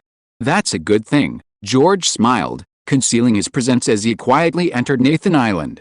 Since Nathan Island is now coveted by various forces, King Nathan must be facing a major headache. After all, the major powers couldn't deal with Nathan Island before because of underdeveloped technology. Ordinary soldiers fought with cold weapons. But now it's different. With advanced technology and firearms, a few are manageable, but once the numbers increase, even superhumans can't withstand them. Not everyone is a celestial master. Most superhumans simply can't fight firearms head-on. Under normal circumstances, King Nathan would definitely not agree to let him study the Divine Tree, but he'd be too embarrassed to simply steal it. After all, he's about to become a creator god, a powerful figure establishing his own small world. Stealing a little girl's Divine Tree is like an adult stealing a child's lollipop. This generation's King Nathan is just a teenage girl. Direction revealed. Ruan Feng, having landed in the forest of Nathan Island, George used a tracking spell to pinpoint Ruan Feng's location and flew quickly towards him, following the golden arrow. There's a fight going on. After flying for a while, he saw 4 people ahead. They were engaged in fierce combat, 2 against 2. One group wore specially made tight-fitting combat suits bearing the Behemoth Corporation logo. According to Chu Tong's intelligence, it was confirmed to be the internationally renowned hero Sean and his partner, Littlebug. Sean was the sole survivor of Behemoth Corporation's most potent but also most likely to fail gene-altering drug, SP1, and was the company's strongest superhuman. He possessed superhuman strength, defense, physical regeneration, and exceptional fighting skills. He was known as Hero Sean because he frequently fought criminals. However, Chu Tong's intelligence described him as an idealistic fool who believed himself to be righteous but was actually being used like a puppet. But domestically, aside from the old master, even the other 10 elders might not be able to defeat this experimental superhuman in a one-on-one fight. The other 2 were a genetically mutated lizardman and a ninja-wielding superhuman, presumably undocumented immigrants on the island. Hero Sean, true to his reputation as Behemoth's strongest superhuman, quickly subdued the lizardman, sending the other fleeing in terror. George, uninterested in the 4, ignored them and continued flying. However, as he flew over them, Hero Sean suddenly attacked him. So there's an accomplice. Clearly, Sean mistook George, who was passing by, for an accomplice of the lizardman who had attacked them. With a powerful leap, he launched himself into the air like a rocket, throwing a punch at George. Get lost. Facing Sean's attack, George slapped him hard across the face, sending him flying back to where he came from. Sean's physique was strong, but in Sean's eyes, he was no stronger than an ant. If it weren't for the fact that the guy wasn't inherently evil, he would have smashed him into mincemeat with that slap. Sean, seeing Sean sent flying by a slap, crashing into the ground and creating a large crater, Littlebug rushed over in fright. There are such terrifying superhumans on this island. Sean climbed out of the crater, coughing up a mouthful of blood. Littlebug's face was filled with disbelief. Sean's physical strength was such that even rockets couldn't damage him, only missile attacks might penetrate his defenses. Yet, that person who had just flown by had seriously injured Sean with a single slap, leaving his face swollen. Thank goodness it was just a misunderstanding. Looking up, Sean realized that George hadn't chased after him after slapping him but had simply flown away. George was just passing by and wasn't with the butcher or the other man. Sean, shall we continue? Yes, I'll recover in half an hour. We must find Wang, stay by his side to prevent his assassination, and handle this peacefully once the company people arrive on the island. Sean plopped down on the ground and took out an energy bar from his backpack to eat. He did dislike the profit-driven businessmen at the company, but with their influence, he could indeed help many people. If the company took over, at least those undocumented immigrants could be brought to justice, and the islanders could go out into the world for a better life. Chapter 562 The Curse of the Otherworldly Demon. 17. Come on, what are you dawdling for? All these years, you lousy chess player haven't improved at all. Ha ha ha. In a clearing in front of a cave in the forest of Nathan Island, a disheveled old man picked up his cannon from the chessboard and captured the opponent's elephant. Checkmate, old king. Let me think. Let me think. Opposite the disheveled old man was a bald, fat man. He looked at the chessboard, stroking his chin with a helpless expression, clearly unable to think of a solution. Seeing this, the disheveled old man pulled out a piece of chocolate from his pocket and started crunching it down. The bald, fat man frowned. You went to the market again? Yeah, got something to change things up. The disheveled old man nodded nonchalantly.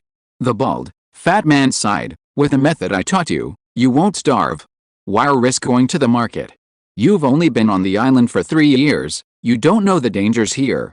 You'll get into trouble sooner or later. Ha ha ha. 17. Are you worried about me? The slovenly old man laughed carelessly.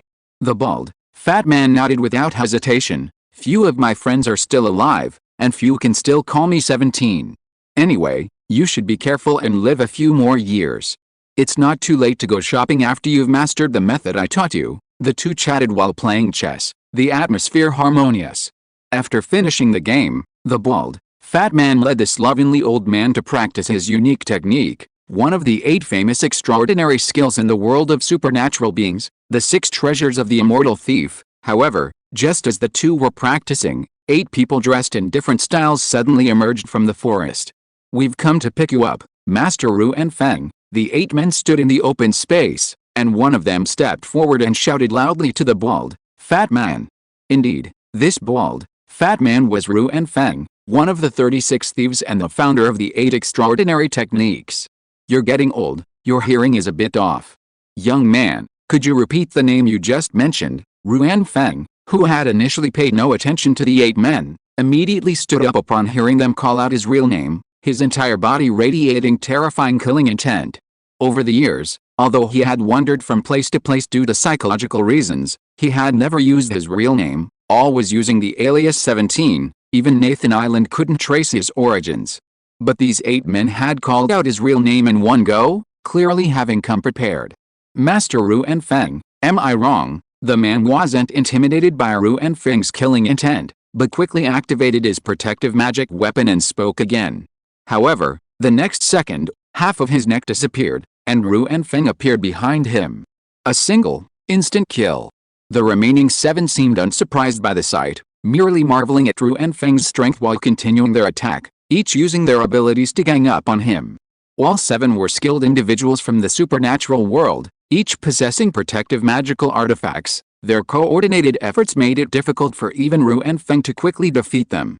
Quickly, report the situation to the king. The 2 Nathan Island guards responsible for monitoring the bald, fat man outside the cave immediately took out their communicators to report. The powerful Ru and Feng's arrival on Nathan Island had been detected by the Nathan King, but given his overwhelming strength, he didn't intervene, only sending 2 guards to monitor him from a distance. The gap is too big. If you can't find a weakness in your senior, we can all just wait to die." After a fierce battle, the supernatural being controlling the Yin-Shan evil spirit, having barely saved his companion, shouted at another supernatural being wearing a baseball cap. The strange man in the baseball cap immediately sat cross-legged on the ground and began chanting a spell. Namo Marashianzi. The strange incantation echoed through the forest, and Ruan Feng, who was unstoppable, immediately changed his expression. "This spell seems familiar. It's the heavenly demon mantra that fourth brother used to chant." Ruan Feng's mind began to wander, as if he had fallen into some kind of illusion. Taking advantage of this opportunity, one of the strange men wielded a magical weapon and instantly plunged it into Ruan Feng's stomach, pouring in deadly poison. Just then, a voice suddenly rang out above them. "Looks like someone's faster than me." George landed in the center of the clearing, glanced at the group, and knew that these people were probably experts sent by Chu Tong to capture Ruan Feng. He had seen Chu Tong's memories and naturally knew some of Chu Tong's plans. Chu Tong was extremely ambitious and wanted to achieve immortality. Capturing Ruan Feng to brainwash him and obtain related cultivation techniques and information was part of her plan. "It's you." Everyone's expression changed drastically when they saw George. While Ruan Feng was indeed powerful, they had long prepared countermeasures. Although many might die, the chances of mission success were high. But this man who suddenly appeared was different. According to intelligence, he was a monster even more powerful than the old celestial master. "Master Ruan Feng is my friend. Go back and tell your master not to bother with him." George waved his hand, signaling the group to get lost. Tao Shanguang, the leader, his expression shifting, replied slowly and quickly, "Mr. Jin, we shouldn't be enemies. If you hand over Master Ruan Feng to us, the boss will certainly give you sufficient rewards." "Get lost." George only uttered one word. In his view, Chu Tong's mind had been completely drained. It was worthless. Worthless, there was no need to give her any face. She wasn't a friend, just a trading partner, the kind who would immediately attack him without hesitation if there was a problem. "Since that's the case, then I'll have to offend you." Tao Shanguang's skin turned completely golden, and he attacked George at top speed. George was indeed powerful, but their mission had to be completed. "Namo Marashianzi." The man with the baseball cap chanted the mantra of transformation into freedom again. The others temporarily abandoned Ruan Feng and focused their full attack on George. "This mantra of transformation into freedom is quite interesting." George didn't even glance at Tao Shanguang and the others. His magic power erupted, and the sheer force of his immense magic power sent them all flying. However, the spell that kept eroding his spirit and trying to drag him into an illusion piqued his interest. This mantra of transformation into freedom, even with a man in the baseball cap's strength, could actually disrupt Ruan Feng's mind several levels above him and drag him into an illusion for a moment. If he were to use it with his own strength and powerful mental abilities, the effect would probably be even better. In a flash, he was in front of the man in the baseball cap and began searching his soul. Useless? It seems this mission is going to fail. Tao Shanguang and the others, who had been blown away by the aura, saw that the mantra of transformation into freedom had no effect on George, and knew that this mission was truly impossible to complete. Their mere aura was enough to severely injure them. If they were to actually attack, they probably wouldn't last a second. Chapter 563 lets you eat your fill. Since I'm in a good mood today, I'll give you one more chance. Get lost. Having obtained the heavenly demonic mantra of transformation through soul searching, George waved his hand again. Normally, these people who dared to attack him would already be courting death. But given the extra benefit of the heavenly demonic mantra of transformation, he was willing to give them another chance to live. This mantra was useless against those who were content and at peace, but it was especially effective against those with desires and greed. The more greedy, ambitious, and desirous they were, the easier it was for them to be pulled into the illusion. Die. As soon as George finished speaking, a muscular figure descended from the sky, spitting a mouthful of highly corrosive viscous liquid at George. Seeing this, the others seemed to see hope and attacked George again. "Since you're courting death, then there's nothing I can do." George's body erupted with endless lightning, instantly evaporating the viscous liquid and engulfing all those who attacked him in a bolt of lightning. In less than a second, 6 of the 8 attackers were instantly electrocuted. Tao Shanguang, renowned for his defensive prowess, only lasted a second longer before his golden skin broke, and he died instantly. The one who held out the longest was the figure spitting out viscous fluid. Before his body was charred by the lightning, he grabbed Tao Shanguang's body and devoured it entirely with his special key. Because he devoured Tao Shanguang's body, his charred flesh rapidly recovered, allowing him to barely escape the lightning's reach. Old Wang, why? At this moment, Ruan Feng, awakened from the illusion and using the 6 treasures immortal thief technique to restore his body and expel the assimilation toxins, looked at the figure escaping the lightning, his voice filled with disbelief. In his memory, Old Wang had always been the kind of freeloader, quite to his liking, but lacking in strength. Later, worried that Old Wang's weakness would lead to starvation on the island, he had passed on the 6 treasures immortal thief technique to him. In his understanding, Old Wang's 6 treasures immortal thief level was at most enough to keep him from starving. But just now, Old Wang's sudden burst of strength was not much weaker than his own, and the 6 treasures immortal thief technique had clearly reached an extremely high level. More importantly, the fact that those people cooperated with Old Wang's attack meant that Old Wang and those who attacked him were most likely in cahoots. In the end, Old Wang, 8 people. And he did it very skillfully, without the slightest struggle or disgust on his face, indicating that he must have done it many times. Indeed, if he hadn't used the 6 treasures immortal thief technique to 8 people, how could he have acquired strength slightly inferior to his own in less than 3 years? As the creator of the technique, he had cultivated it for a full 70 years to reach his current strength. 17, don't you understand? Becoming your friend and finding your weakness is my true purpose in coming to the island. And these people were also brought here by me. Wang Gulping knew that the matter had been exposed, so he no longer concealed it and directly revealed the truth. But I didn't expect that this guy would interfere and stop me, so I'll eat him first, and then we can have a proper talk. Having stayed on the island for 3 years, he didn't know George from outside, nor did he know how strong George really was. Although the lightning had nearly killed him, he wasn't ready to give up. The greatest strength of the 6 treasures immortal thief lay in its tenacious vitality. Even if it meant a prolonged battle, he believed his own regenerative abilities would allow him to slowly wear it down. Once he had worn down the unexpected powerhouse, he could take down Ruan Feng. 3 years of interaction had allowed him to thoroughly understand Ruan Feng's weaknesses. Without even fighting, he could persuade Ruan Feng to surrender simply through words. Meanwhile, Wang Gulping turned towards the 6 treasures immortal thief as far as possible, his powerful key spreading from his body towards George. Everything touched by that key was stripped of its life force, turning to black ash. So you like to eat, huh? Then I'll let you eat your fill. Facing this life-stealing 6 treasures immortal thief, George didn't dodge or resist, but instead smiled and reached out to insert his hand into the key. He then actively channeled the immense life force within his body into Wang Gulping's key. I have never tasted such delicious key. After absorbing the life force injected by George, Wang Gulping's eyes lit up, as if he had tasted some unparalleled delicacy, and his entire soul was about to be elevated. The effects of absorbing different things through the 6 treasures immortal thief on strength vary.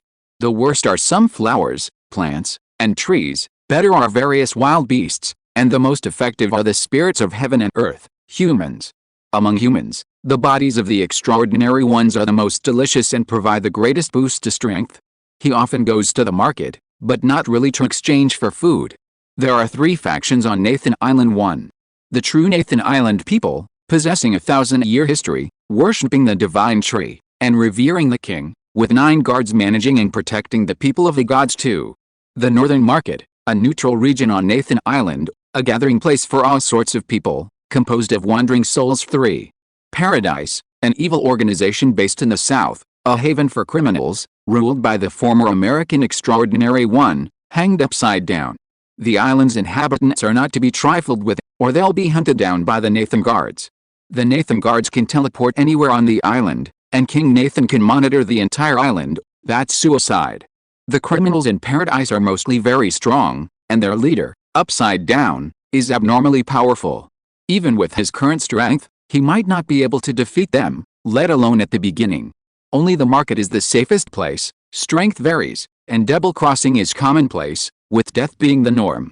He found suitable targets in the market, constantly devouring these superhumans, which allowed him to reach his current strength within 3 years. So delicious, I want more. George's incredibly high-quality life force made Wang Gulping feel like he was ascending to heaven. He kept devouring and demanding, gradually losing his reason. Logically, having received treatment from Chu Tong's double-handed technique, his mind should have remained calm, allowing him to complete his mission rationally. But now, because George's life force was too delicious, the side effects of the 6 treasures, Immortal Thief, had surpassed the effects of the double-handed technique. The constant absorption of life force caused Wang Guiping's body to swell, even with his full power in operating the 6 treasures Immortal Thief technique. His current level of 6 treasures, Immortal Thief, was insufficient to digest such a massive amount of life force. Reason told him to stop operating the 6 treasures Immortal Thief technique, but the urge to devour wouldn't let him stop, and George wouldn't let him either, continuing to pour life force into him. As Wang Guiping's body continued to expand, his physical body finally couldn't withstand it, letting out a scream and exploding on the spot. Boom! It was as if someone had launched a missile, leaving Ru and Feng, who was standing there, completely stunned. Chapter 564 I Want to See Your King. Who exactly is this guy? How can he possess such terrifying vitality? Ru and Feng stared in disbelief at George, who had used his vitality to forcefully destroy Wang Guiping while remaining completely unharmed. This was clearly beyond his understanding of supernatural beings. The key wasn't just the terrifying vitality, but also the terrifying strength. The power of that lightning technique was something even Zhang Huai, at his full strength, couldn't match. Perhaps only the lightning technique of the old celestial master of Longhu Mountain could compare, but subconsciously, he felt that even the old celestial master's lightning technique might not be that strong. Master Ru and Feng, these annoying ants are dealt with. Let's talk business. After dealing with Wang Guiping, George turned to Ru and Feng. Ru and Feng replied with a somewhat complicated expression, "Thank you for your help." "What brings you here?" George had indeed helped him. If it weren't for George's intervention, he would have been attacked by these people plus Wang Guiping, and although he wouldn't have lost, he wouldn't have fared well. However, George clearly had other motives for coming to see him, so he remained vigilant. George disregarded Ru and Feng's wariness and sat down on a nearby rock, saying, "Master Ru and Feng, I've never liked beating around the bush. I came all the way here today specifically to make a deal with you." "What deal?" Ru and Feng, his belly protruding, sat down on the rock opposite George. George smiled. "A simple deal. I know your information and your current problems. I can bring you peace of mind, freeing you from the emptiness that consumes you, and freeing you from the psychological dilemma of cannibalism. All you have to do is agree to give me the 6 treasures Immortal Thief technique." "So it's for the 6 treasures Immortal Thief." "To be honest, even if I'm willing to make the deal, it might not be a good thing for you." Ru and Feng frowned. He didn't really believe George could solve his problems. However, since George had just helped him, he genuinely wouldn't mind teaching him the 6 treasures Immortal Thief technique. But, having suffered greatly from the side effects of the 6 treasures Immortal Thief, he didn't think learning it was the right thing to do. "It seems you don't trust me, so let me help you solve your problem first." George's figure flashed, and he was already behind Ru and Feng. He then activated the blue hand of the dual hand technique to begin healing Ru and Feng's soul. The 6 treasures Immortal Thief is an ultimate body refining technique, cultivating the body but not the mind. The more one practices it, the stronger the body becomes, but this can also lead to the mind not keeping up with the body. When the gap between mind and body is too large, and they cannot achieve balance, various psychological problems will easily arise. As long as the blue hand of the dual hand technique is used to make certain modifications to the mind, these psychological problems can be solved, and the mind can be balanced. Chu Tong used this move to help those who were disheartened in the world of supernatural beings heal their psychological problems, and incidentally leave psychological suggestions in their minds, turning them all into her loyal followers. George didn't need subordinates, so he only helped Ru and Feng heal his psychological problems, but didn't leave any psychological suggestions. "Alright." George withdrew his hand and looked at Ru and Feng. At this moment, Ru and Feng's mental state had obviously changed drastically. The original Ru and Feng was like an ascetic, constantly enduring inner torment and suppressing his cannibalistic desires, his brows never frayed. But now, Ru and Feng's expression was relaxed, his lips curved upwards, his entire being transformed from an angry Vajra into a Maitreya Buddha. "If I'm not mistaken, you just used what seemed to be the dual-handed technique? Could it be that you are?" "No, I know everything about what happened back then. As for the dual-handed technique, I obtained it from Duan Mu Ying's daughter, Chu Tong, the mastermind behind this kidnapping attempt. Besides the dual-handed technique, I also know key body source flow, spirit binding and commanding, heavenly talisman, Feng Hao key men, and divine 100 refinements.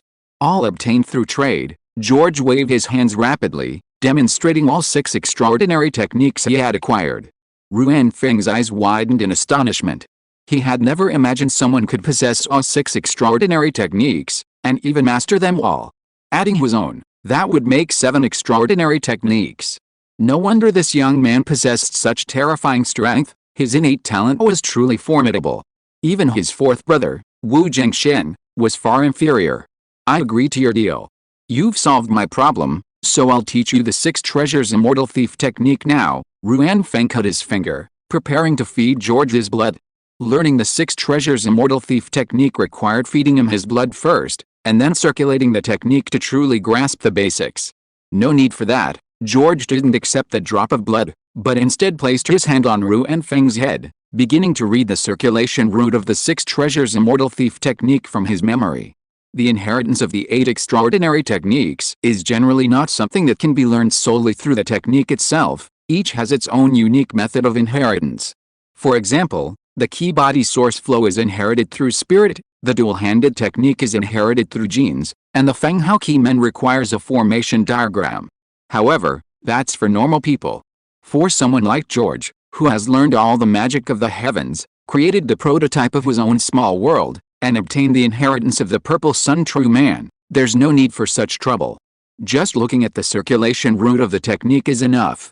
Retracting his hand and closing his eyes, George deduced based on the obtained circulation route, circulating the key in his body according to the 6 treasures immortal thief's route, rapidly transforming his 6 internal organs.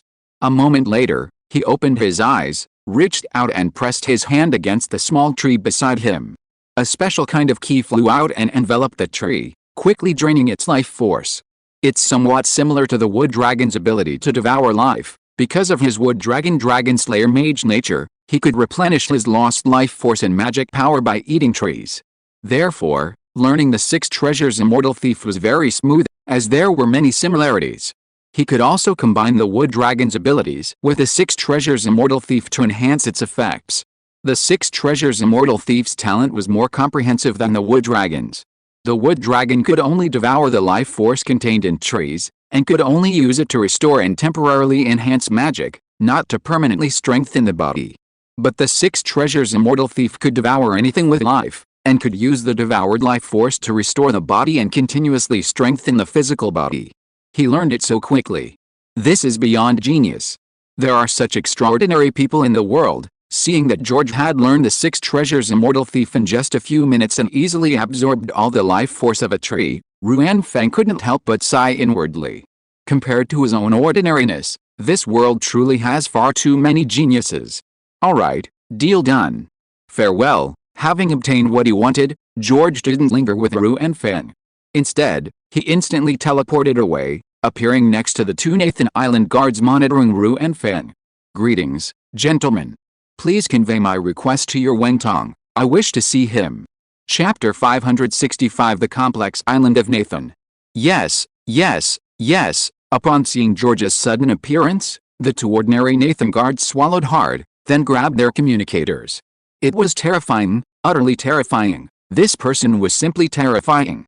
Although he was smiling and appeared very kind, the memory of what they had just witnessed still made them tremble. After giving a halting report, they tried to calm themselves and said to George, "We have reported what happened here and your request to Lord Elijah. He will report to the king as soon as possible and then give you a reply." Then wait a moment, George nodded with a smile, not minding at all. The strongest individuals in the Nathan Island Kingdom are generally the Nathan King and the 9 Nathan Guards. Within the royal palace on the island, there are many selected, highly talented children who are nurtured and trained by the elders to continuously enhance their strength. When any of the 9 Nathan Guards dies, the divine tree selects a new one from among these children to replace them, and the cycle continues. Elijah was one of the Nathan Guards, but he was mostly out on the move for Nathan Island, unlike the other Nathan Guards who stayed in the palace. Chu Tong knew Elijah abroad, so through Chu Tong's memories, he also knew some information about Elijah. In the Nathan Island palace, a distortion occurred, and King Nathan appeared before the throne. "Your Majesty, how did it go? Did he agree?" A Nathan guard standing below asked. King Nathan shook his head. No, but he said he would fight for himself, which should relieve some pressure on us. Someone had broken the golden branch, initiating a change of throne, forcing Nathan Island to open its gates. As King Nathan, she knew that this opening would inevitably arouse the greed of Behemoth. Before this, the Behemoth Corporation had been trying to invade Nathan Island, wanting to seize the entire island and the Divine Tree for themselves. However, because Nathan Island was surrounded by storms when closed, planes and warships could not approach, and only a few experts could enter, so they had to give up. Now that Nathan Island has opened, the Behemoth Corporation will inevitably launch a large-scale invasion. Faced with Behemoth's massive number of genetically engineered warriors and various powerful modern weapons, she has no confidence in defending the island before the end of the royal succession ceremony. Therefore, to protect Nathan Island, she has no choice but to get involved herself and see if she can win in the chaos. So, she deliberately invited major world powers to meet under the pretext of trading goods, publicly announcing the island's opening. In this way, all forces have plans to land on the island, including those Inhumans who have grudges against the unregistered residents on the island. The current situation is indeed as she expected. Although Behemoth has forcefully prevented other major forces from fighting for Nathan Island and the Divine Tree, according to her perception, many Inhumans are still secretly landing on the island. Among them are experts secretly sent by various major forces, as well as some Inhumans who are curious about Nathan Island or come to seek revenge on the unregistered residents. If these people are used well, they should be able to have some impact on the Behemoth Corporation. Meanwhile, she was also contacting the Market and Paradise factions, hoping they could help the Royal Palace defend against the Behemoth Corporation's invasion. The Market explicitly refused, wanting to remain neutral, but secretly had already sided with the Behemoth Corporation, so there was no hope. While the leader of Paradise hadn't explicitly agreed, based on his statements, he was likely on the Royal Palace's side. Before arriving on the island, the Paradise leader, Upside Down, had been leading his thugs against the Behemoth Corporation, and this time the Behemoth Corporation would definitely not let him off the hook. Therefore, Upside Down's statement about fighting for himself meant he would fight the Behemoth Corporation to the end, but not for the Royal Palace. Your Majesty, I have some information here. At this moment, Elijah recounted in detail everything his subordinates had reported about what had happened at Ru and Feng's location. Upon hearing Elijah's report, King Nathan's eyes lit up. This person is so powerful. Do you have intelligence on him? She wasn't afraid of powerful superhumans landing on the island, but rather of not being powerful enough or numerous enough, fearing they would all be intimidated by the Behemoth Corporation and dare not come. The Behemoth Corporation wants the Divine Tree and the entire Nathan Island. Any superhuman who lands on the island, regardless of what they desire, will inevitably clash with the Behemoth Corporation. Her aim is to intensify this conflict. The greater the conflict, the weaker the Behemoth Corporation will be, giving Nathan Island a glimmer of hope. Yes, this person is named Jin Baobao. He's become very famous in the Eastern superhuman world recently, some even calling him one of the world's top experts. Nathan Guard Elijah replied. As Nathan Island's guard responsible for external affairs, he spends years gathering intelligence from various countries and has heard of the recently rising star, Jin Baobao. However, I think your Majesty should be cautious in contacting such a dangerous individual. The appearance of this unexpected powerful figure might disrupt his plans, so he doesn't want the king to meet him. In fact, he is the one who broke the golden branch to initiate the change of kings. Of course, he doesn't actually want to become king, nor does he intend to betray Nathan Island and join Behemoth. If he had any intention of betraying Nathan Island, the Divine Tree would immediately strip him of his Nathan Guard status. Why break the golden branch and let the Behemoth Company's people into the island? Because in recent years, he had traveled abroad and witnessed the power of various countries. Nathan Island was simply no match for them, not even worthy of being called a nation. People outside lived peaceful, stable, and happy lives, while Nathan Island was filled with killing and strife. Even the native islanders lived in extreme poverty and backwardness. In the eyes of various countries, Nathan Island was a piece of fat meat that would be divided up sooner or later.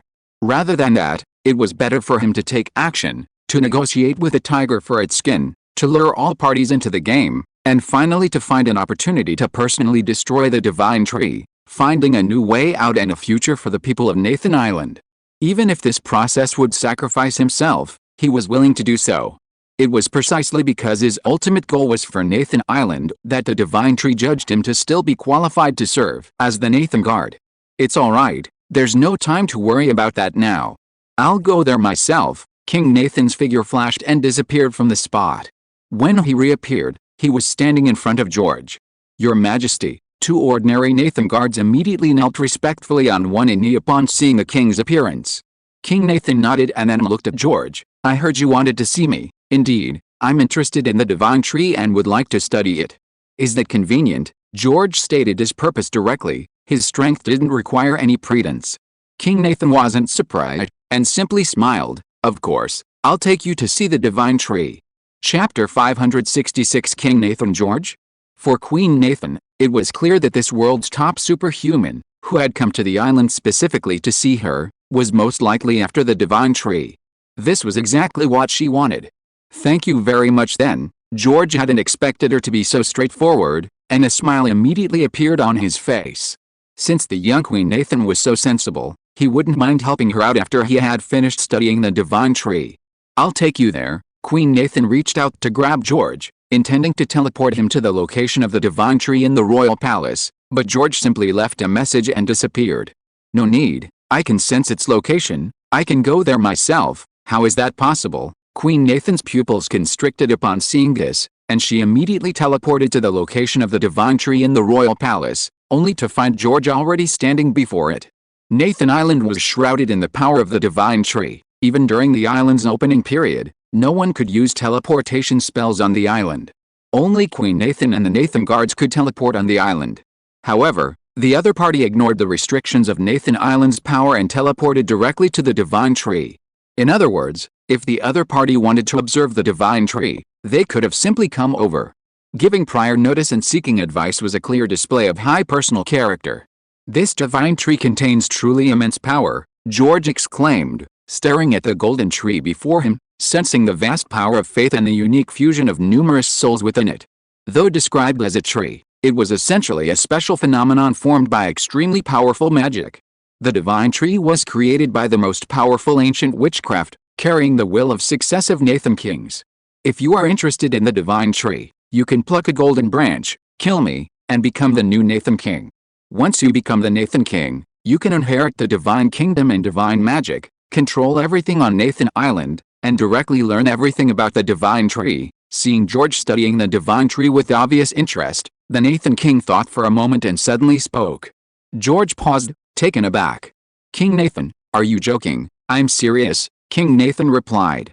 Previous kings of Nathan possessed immense power, coupled with the privileges bestowed by the Divine Tree, enabling them to effectively protect this place. But I am not. My own power is weak, I only possess the privileges granted by the Divine Tree. Now, with the outside world invading, Nathan Island needs a powerful king to lead everyone in battle and defend this place. King Nathan smiled at George.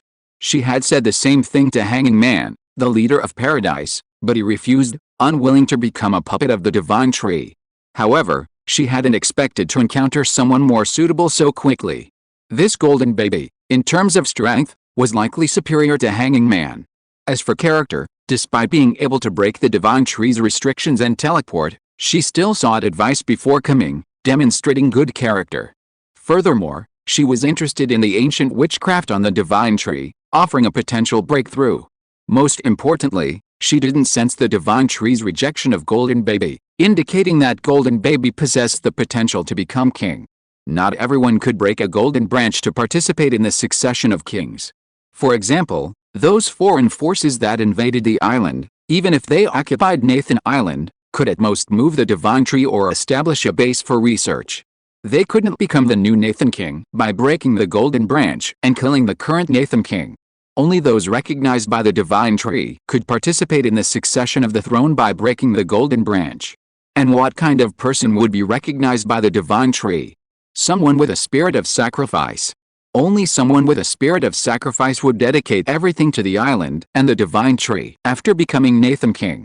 Don't be fooled by the fact that Hanged Upside Down was a complete villain before entering the island. Now, Hanged Upside Down actually possesses a spirit of sacrifice.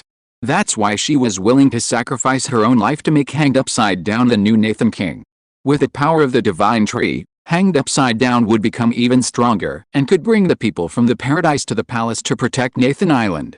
Unfortunately, Hanged Upside Down ultimately refused. However, what the Nathan King didn't know was that George wasn't rejected by the divine tree, not because he had any spirit of sacrifice. It was simply because George's spiritual power was too strong, far surpassing that of the divine tree, that he easily dissolved the tree's repulsion. Even the special confinement laws on the island, similar to anti-apparition techniques, were forcibly broken through thanks to his superior mastery of special laws. "Aren't you afraid of death?" George became interested in the young girl. King Nathan shook his head. "Of course I'm afraid of death, and I don't want to die, but that was before the invasion of foreign enemies. Now, for the sake of the entire island, I'm willing to die. I'm not from your Nathan Island, and you don't know me very well. Aren't you afraid that after I become King Nathan, I'll sell out Nathan Island and the divine tree?" George asked again. Queen Nathan remained calm, a slight smile playing on her lips. Mr. Jin, when you inherit the throne, you also inherit the will left behind by the previous kings over the past millennia. This will drive you to perpetuate the divine tree and the kingdom of gods at all costs. I know you are powerful. Perhaps you have the strength to defeat the will of the divine tree. If you truly win, then the divine tree and the kingdom of gods are entirely at your disposal. You can sell them to whomever you wish. She didn't believe anyone could defeat the will of hundreds of Nathan kings over the millennia, nor the faith of countless islanders. Anyone who met the conditions to inherit the throne of Nathan would fight wholeheartedly for Nathan Island, just like her. Is that so? If I become king, will the Nathan guards listen to me? George stroked his chin, somewhat tempted. Originally, he was embarrassed to take the throne from the young girl and planned to study the divine tree and leave, offering to help Nathan Island drive out foreign forces as a reward. But now, the young girl was so proactive in handing over the throne to him, even declaring that if he inherited it, the divine tree and the kingdom of gods would be at his disposal. Refusing again wouldn't be his style.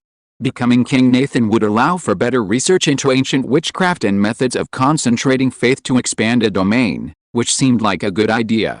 As for the will of the 1,000-year-old king, ordinary people couldn't handle it, even the old master probably couldn't manage it. But for him, someone whose strength was infinitely close to the level of a single universe, and who had the backing of souls from other worlds, it had no impact whatsoever. They are not loyal to me, but to the king.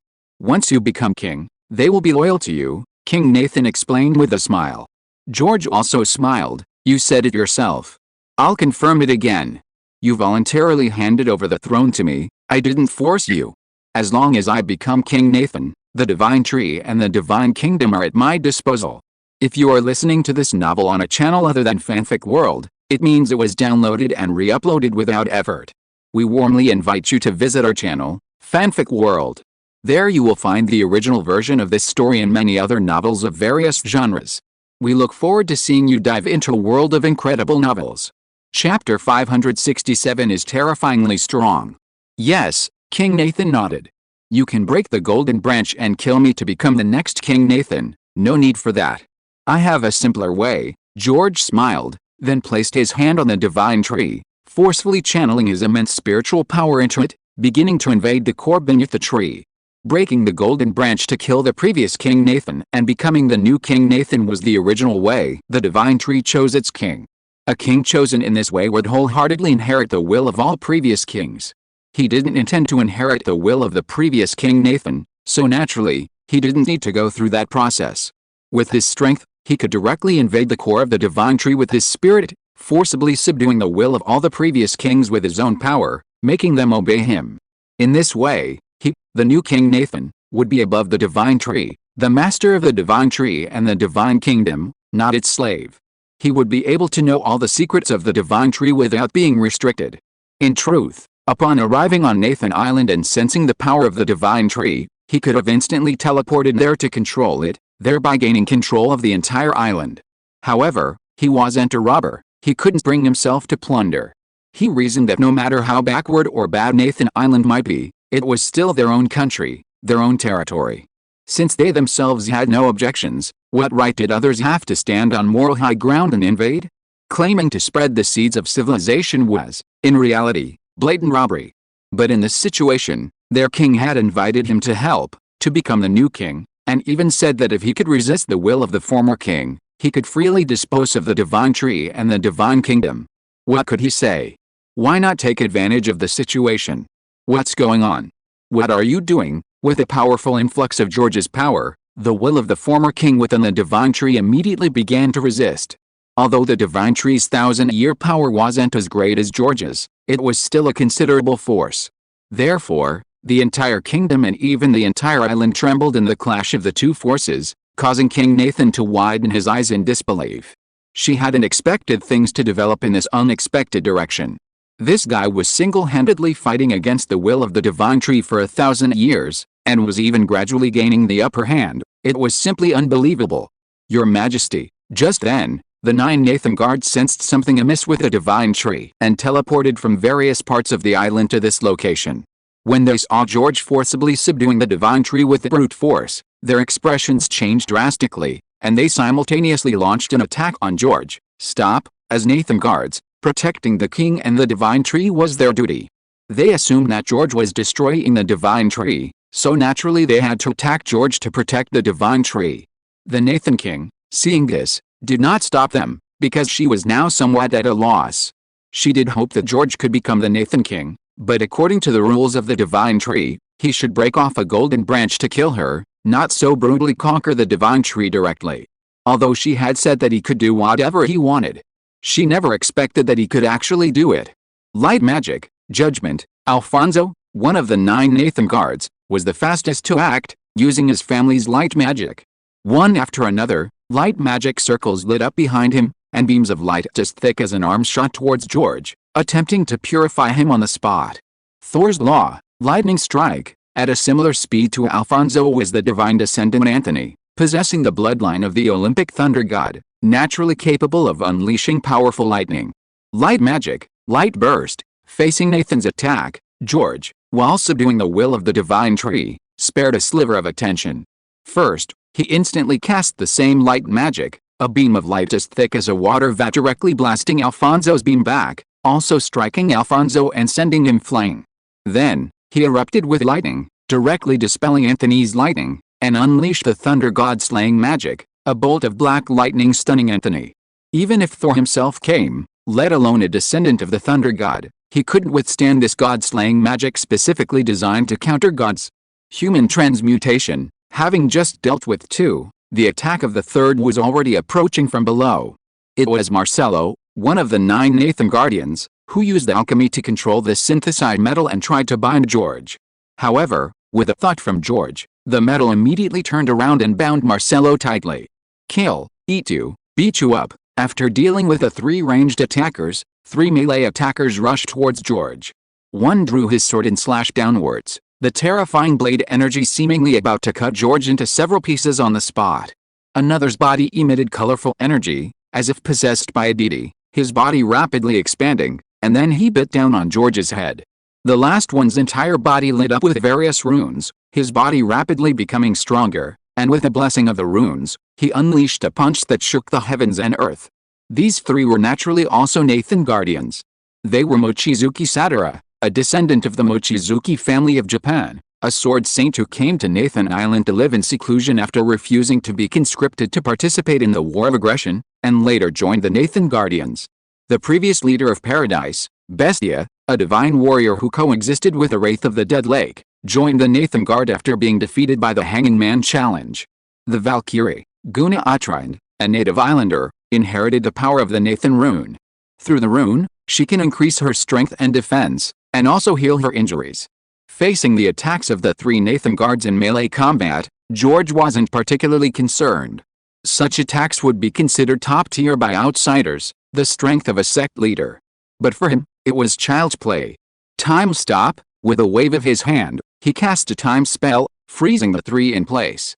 Then, one of them flicked them on the head, restoring time to normal. The 3 attacking George were simultaneously sent flying backward. This is too strong. King Nathan's pupils contracted rapidly. Elijah had said George was very strong. She thought he was at most on par with the Hanging Man, perhaps a little stronger, but she hadn't expected him to be this strong. He suppressed a millennium-old divine tree purely with his own power, and even managed to defeat the combined attack of 6 Nazan guards in an instant. It's important to know that each Nazangard is a top-tier expert in the outside world. Heaven, with 6 Nazangards defeated simultaneously, the 7th Nazangard made her move. This 7th Nazangard was the oldest and most powerful of all. Named Erica Joquina, she used the domain-based divine art Heaven, which could pull the enemy's consciousness into an endless heaven. Time in reality and time within heaven are infinitely proportional. What happens in the outside world in a single second might be tens, hundreds, or even thousands or tens of thousands of years within heaven. Chapter 568 Heaven's Salvation. The time domain has many flaws, but it also has its unique aspects. I didn't expect Nathanville to possess such an extraordinary technique. In a daze, George found himself no longer by the divine tree, but on a path with no end in sight. This path seemed to be in an endless universe, with boundless void above, below, left, and right. Not far ahead, the old woman Erica sat cross-legged, with a door-like exit behind her. The path stretched endlessly into the void beyond. This is heaven, and I am its ruler. You will be forever trapped here, Erica said, looking at George with a godlike demeanor. George almost laughed out loud. Heaven? You're quite the con artist. You're trying to scare me, hoping to break my will while I search for a way out, aren't you? As a mage with deep knowledge of time magic, he quickly grasped the laws of time within this so-called heaven after a brief observation. No normal person can approach you or harm you here, and neither can you. So the only way is to wear them down here, to wear them down until their minds break. If the person trapped here can endure longer than you, then your mind will break down first, even if you know you can't break it. No one can outlast me here. Erica looked up at George, her tone unwavering. Although he had immediately seen through the weakness of heaven, it didn't mean that seeing the weakness meant overcoming it. Her limit was that she could stay in heaven for 700 years, and the longest she had ever taken in an enemy was only 70 years before they collapsed. Waste it? I have no interest in wasting time with you here. George waved his hand. Super magic, fairy sphere, a sphere of light formed by the power of time enveloped his body, and then he strode towards Erica. The reason why normal enemies trapped in heaven cannot reach Erica is because time here is infinite. Whether you move forward or backward, time will return you to the starting point. Imagine you start at 9 a.m. and walk from point A to point B, taking an hour to arrive at 10 a.m. But at that moment, the time in your location is reset from 10 a.m. to 9 a.m., meaning you're back to where you were at 9 a.m. So even if you traveled for 10,000 years from point A, as long as you keep adjusting the time in your location, you'll always return to the starting point. And you won't feel hungry because you'll still be in the same physical state as at 9 a.m. The only thing that's affected is your mind. Whether your mind has truly experienced 10,000 years, or 10,000 years with no end in sight, anyone would despair. But George directly used the fairy orb, a time protection magic, to resist the time control within heaven, so naturally he wouldn't be affected anymore. How is this possible? Seeing George walking towards her step by step with a magic orb on his head, no matter how she activated her abilities, the laws of heaven couldn't affect him, and her expression changed drastically. No enemy had ever used this method to break his ability. Since heaven was created, the only way it had been broken was when the creator of heaven couldn't withstand the loneliness of time and actively released this ability. When she first started practicing with her master, she often had to dispel heaven because no one could withstand her master's power. If she could endure loneliness, even a master who also knew this move wouldn't be able to break it.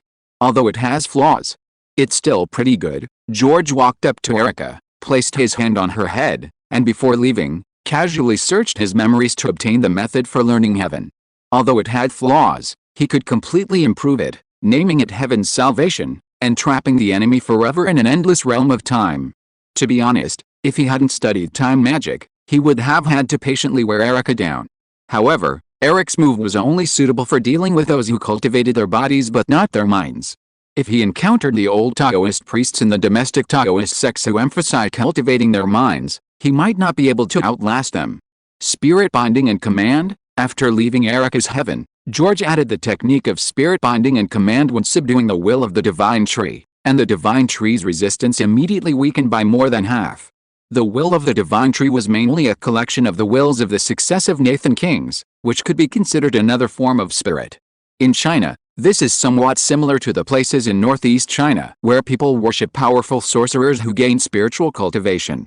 Therefore, Using the spirit binding and commanding technique to deal with these collective wills of the Nathan Guards is a very effective countermeasure.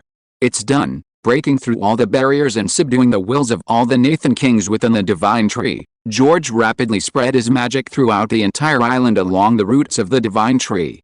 In an instant, all the principles of the Divine Tree's formation and the magical knowledge involved flooded into his mind, and he became the new king of Nathan Island. Greetings, Your Majesty. The Nathan Guards, who had originally intended to continue attacking George, suddenly froze, kneeling respectfully before him. They had received a new king chosen by the Divine Tree, or more precisely, George controlling the Divine Tree to convey his command as king to all the Nathan Guards. He really succeeded. The former Nathan King, a young girl not yet 18, felt the privileges bestowed upon her by the Divine Tree as a king disappear, and looked at George with a complex expression. She hadn't expected George to actually control the Divine Tree and the Kingdom of God single-handedly. This also means that George can truly dispose of Nathan Island and the Divine Tree at will, because unlike her, he hasn't been influenced by the former king's will. On the other hand, it also shows that George's strength is indeed considerable. As the king of Nathan, he might actually lead the island to repel the invasion of external forces. Stand up, all of you. George withdrew his hand from the Divine Tree and smiled at the former king of Nathan. Don't worry, since I am the new king of Nathan Island, I naturally won't allow those external forces to invade. Although he wasn't influenced by the former king's will, he had become the new king and obtained the ancient wizard who had formed the Divine Tree. Protecting this island was nothing to him. He just happened to lack a place to seclude himself and study magic properly, and Nathan Island was perfect. As for that behemoth corporation, it was a formidable force in the eyes of all the Inhumans in the world, but to him, it was nothing more than an ant he could crush at will. Elijah, the one who broke the golden branch, can you tell me why? After reassuring the little girl, he turned to look at Elijah Jones, the Nathan Guard who was holding a gun but hadn't attacked him. Having become the new king of Nathan Island and subdued the sacred tree, he naturally gained its memories, knowing that it was Elijah, one of the Nathan Guards, who had broken the golden branches and initiated the change of throne. Moreover, of the 9 Nathan Guards, only 7 had attacked him. Elijah and Eleanor had not intervened. Chapter 569 The New 9 Guards of Nathan. Eleanor was the only guard in Nathan's guard without direct combat ability. Her power lay in appeasement, and her primary duty was as a sorceress. This meant using her appeasement skills to cultivate relationships with external forces, thereby securing necessary resources for Nathan's Island. It was normal for her not to take action. Elijah Jones, however, was different. He could control the trajectory of bullets, wielded a revolver specially crafted through alchemy, extremely powerful and with unerring accuracy, and possessed formidable physical combat skills. He was among the strongest in Nathan's guard. His complete silence was inexplicable, unless he genuinely wanted George to destroy the Divine Tree. What? Elijah broke the golden branch. Upon hearing George's words, disbelief appeared on the faces of the former Nathan King and the 8 Nathan Guards. They had always suspected that someone from within the island had broken the golden branch, otherwise, it would have been impossible to gain the Divine Tree's approval. But they had never doubted Elijah. Everyone could see Elijah's love for Nathan's Island and its inhabitants. The fact that Elijah was the favorite Nathan Guard among the children in the palace speaks volumes. Elijah, why did you do this? No one doubted George, for he was now king, and as Nathan Guards, they absolutely trusted and obeyed his orders. Elijah hadn't expected things to turn out this way. He hadn't attacked earlier because he thought that if the 7 Nathan Guards couldn't stop George, then George might truly be able to destroy the Divine Tree. Once the Divine Tree was destroyed, the king, Nathan Guards, and islanders of Nathan Island would no longer be trapped on the island, gaining freedom and choosing a life that suited them. This didn't conflict with his original plan. He had intended to sacrifice himself to destroy the Divine Tree. However, George wasn't destroying the Divine Tree, but controlling it, and succeeding, becoming the new king of Nathan Island in a completely different way. Never mind, I'll see for myself. Seeing Elijah's conflicted expression and his inability to explain, George appeared directly in front of Elijah and began reading his memories. Words can lie, but memories don't. Directly reading memories was the most convenient. I see. After a moment, George understood Elijah's true purpose in cutting the golden branch and initiating the change of throne. Although you meant well, it's foolish. You think the Behemoth Corporation will release the islanders of Nathan Island just because the Divine Tree is destroyed? The Behemoth Corporation created countless superhumans to obtain the Divine Tree, going to great lengths, and now that the tree is destroyed, they'll just release the islanders of Nathan Island. If the islanders of Nathan Island were ordinary people, there might be a sliver of a chance. After all, ordinary people have little value. Releasing them would be fine, and it would even uphold the righteous image the Behemoth Corporation has always maintained. But every single islander of Nathan Island is a superhuman. Every single one possesses abilities. In the eyes of the Behemoth Corporation, these islanders are wealth. Although not as valuable as the Divine Tree, they still have great value. If they were just trained as combat personnel for the company, at least they could live like normal people, though there would be danger during missions. But if they were directly used as experimental subjects for dissection and research on their abilities, that would be worse than death. And another point, can Elijah really destroy the Divine Tree? The Divine Tree isn't so easily destroyed, and the Behemoth Corporation isn't stupid enough to let Elijah succeed so easily. Therefore, without intervention from other forces, Elijah's plan will most likely end in failure. The Behemoth Corporation not only takes the Divine Tree but also the entire Nathan Island, taking all the islanders and illegal immigrants with him. If Elijah doesn't prune the golden branches and initiate a change of kingship, Nathan Island won't open to the public. Protected by the power of the Divine Tree, the Behemoth Corporation would have to pay at least 10 times the price to possibly take the island. Such a high price makes it uncertain whether the Behemoth Corporation will be willing to make the decision. It's worth noting that the Behemoth Corporation has many enemy forces globally. One such organization is called the Debt Collectors, whose members, most of whom have suffered persecution at the hands of the Behemoth Corporation. If the Behemoth Corporation's strength is significantly reduced due to the attack on Nathan Island, the Debt Collectors will likely be the first to attack. Large organizations like the All-Knowing, the Emerald Society, the Fish Dragon Society, and the Children of the Earth wouldn't miss the opportunity to strike at Behemoth, and might even launch a final attack to seize the Tree of Souls. No one wants to see the Behemoth Corporation create a horde of inhuman soldiers and turn the world upside down. Hearing George's analysis, Elijah's eyes glazed over, and he slumped to the ground. I just hope everyone won't be bound by the Tree of Souls anymore, and that the children on the island can live happily like children outside, instead of living a life of bloodshed and violence. Given that you did it for the sake of the entire Nathan Island, I'm removing you from your position as a Nathan Guard. As an ordinary Nathan Guard, protect Nathan Island and atone for your crimes. With a wave of his hand, George stripped Elijah of his unique Nathan Guard abilities, not severely punishing him. It wasn't because of his stated reasons. Whether Elijah was important to Nathan Island or not, he didn't need Elijah's power to protect Nathan Island. He didn't punish him severely because he didn't care about what Elijah had done. After all, he wasn't the king of Nathan Island before. Mainly, considering the deep affection the former King Nathan and his Nathan Guards had for Elijah, he simply went along with it. Otherwise, if he had killed Elijah immediately after becoming king, everyone would have felt a little resentful, even if they didn't say it outright, which was unnecessary. He wasn't a bloodthirsty person either. Thank you for your forgiveness, Your Majesty. I will defend Nathan Island with my life and make amends for my mistakes. Elijah hadn't expected the new king to forgive him so readily. He immediately knelt on one knee, clenched his fist, and solemnly swore an oath. George nodded. Very good. Your position will be taken by Miss Lee. Miss Lee is also the future head of the Nathan Guards. I think Miss Lee has no objections, right? At this moment, George looked at the former King Nathan again. The former King Nathan was named Lee Moo. The reason she was chosen as King Nathan by the Divine Tree, despite not having much power, was because she possessed exceptionally high intelligence at a young age. From the moment she learned that the Golden Branch had been cut, she realized it was a conspiracy by the Behemoth Company and immediately got involved, bringing various forces into the game. If it weren't for her quick reaction, Nathan Island might have already been quietly acquired by the Behemoth Corporation. To be able to scheme to this extent at such a young age, while he himself at that age couldn't even understand the complexities of family relationships. Later, when he goes into seclusion for cultivation, Nathan Island can be handed over to Lee Moo for continued management. Chapter 570 The Old Master Who Stormed the Palace in Lee Muxuan. Your Majesty, I do. Lee Moo knelt on one knee without hesitation, becoming the new Nazan Guard. Being the Nazan King or a Nazan Guard made no difference to her. Her goal was to protect Nazan Island and the Divine Tree. The current situation differed from her expectations, but as long as the final outcome was good, that was enough. Alright, someone has broken into the royal city. Let's go see. At this moment, George sensed through the Divine Tree that a group of people were forcibly entering the palace.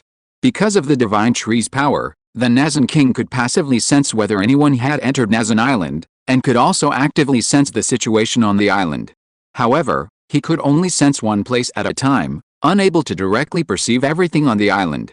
Therefore, even if a powerful expert entered the island, they couldn't escape the Nazan King's perception. However, if the expert was extremely skilled in concealment, they could quickly hide upon entering the island and escape the Nazan King's perception. But George was different. George's mental power was extremely vast, and with the assistance of the Divine Tree, he could sense everything happening on the island even passively. Unless he actively blocked his senses, he could clearly see the wriggling of earthworms 100 meters below the island's soil. There are even experts here. There were dozens of superhumans who had stormed the royal city, most of them quite strong, probably well-known and skilled fighters outside, with one in particular being exceptionally powerful. In comparison, he seemed no weaker than the Dean of Flammel Academy, Tabor. Back home, his strength was second only to the old Celestial Master. How dare you storm the royal palace? Teleporting to the outskirts of the palace, seeing the intruders take down the ordinary Nathan guards patrolling the perimeter, several hot-tempered Nathan guards immediately rushed forward. The Nathan guards, who couldn't withstand a single blow from George, were like cutting vegetables against these skilled fighters from outside, taking down most of them in just a few minutes. Until they encountered the old mage hidden in a black robe, wielding a wand. Fiendfire, a raging flame flew from the wand, its power astonishing, instantly forcing back the seemingly unstoppable Nathan guards. Ordinary flames couldn't harm these Nathan guards, but the old mage used Fiendfire, whose power was incomparable to ordinary flames. Attacked together, seeing the old mage's formidable strength, the other Nathan guards who had been watching the spectacle also surrounded him. He uses Fiendfire so well, and has such power, could it be? George didn't move. Although the old mage was powerful, he was nothing to him. Moreover, the Nathan guards weren't pushovers either. The old mage alone couldn't possibly be a match for all of them combined. However, based on the old mage's strength and the magic he used, he made a judgment about the old mage's identity. In terms of magic, only 3 people in this world possessed such power. The first was Dumbledore of this world, also known as Isaac Tabor, the headmaster of Flammel House, but he had seen Tabor before, and this wasn't him. The second was Voldemort of this world, who had been killed by him when he first acquired this world's avatar. The third was Grindelwald of this world, whose name in this world was Stephen White, the most powerful dark mage. Defeated by ordinary people's firearms, his beliefs collapsed, and he was imprisoned in the Emerald Society. So this old mage is most likely Stephen White. The Emerald Society seems to want to get involved too. With a thought, George summoned an intruder who was immediately bound by iron sand that suddenly appeared beneath his feet and brought over. Trying to destroy the Divine Tree, he pressed his hand to the intruder's forehead, directly searching their memories. It turned out these people were hired by the Emerald Society, their mission to assist Stephen White in entering the palace, finding, and destroying the Divine Tree. Their goal was simple, to prevent Behemoth from obtaining the Divine Tree. If Behemoth obtained the Divine Tree, they could use it to mass-produce a large number of superhumans, rapidly expanding their power. This would be detrimental to the stability of the ratio of ordinary people to superhumans in the world, and also to the Emerald Society. However, they couldn't openly confront the Behemoth Corporation.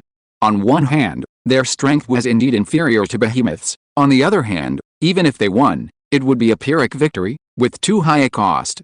The simplest solution was to destroy the Divine Tree, so that the Behemoth Corporation would only gain some islanders, which wouldn't be a big deal. In fact, the Emerald Society wasn't the only one with the same idea. After a brief scan of the island, George discovered the temporary workers Zhang Chulin, Feng Bao Bao, Zhao Zizhe, Haiguan, Wang Zhenqiu, and Lao Meng who had infiltrated the island via submersible. There were also numerous swordsmen from the Fish Dragon Society, and the extraordinary individuals listed in the register and debt collectors. Their purpose was likely the same, to prevent the Behemoth Company from obtaining the Divine Tree. What a show, George thought for a moment, deciding to wait until all the forces had entered the scene before launching a final, decisive attack. This way, the major powers wouldn't dare to covet the Divine Tree and Nathan Island, allowing him to focus on his seclusion. A bunch of bastards, daring to cause trouble for my granddaughter. See how I deal with you? Just as the Nathan guards were fiercely battling White, a white-haired old man rushed in from outside the palace, killing all the intruders he encountered with a flick of his finger. Lee Myung-sun, seeing the newcomer, George's lips curled into a smile. His previous deal with Lu Jin was to help her find Lee Myung-sun. Lee Myung-sun's identity on this small island is Lee Mumu's maternal grandfather.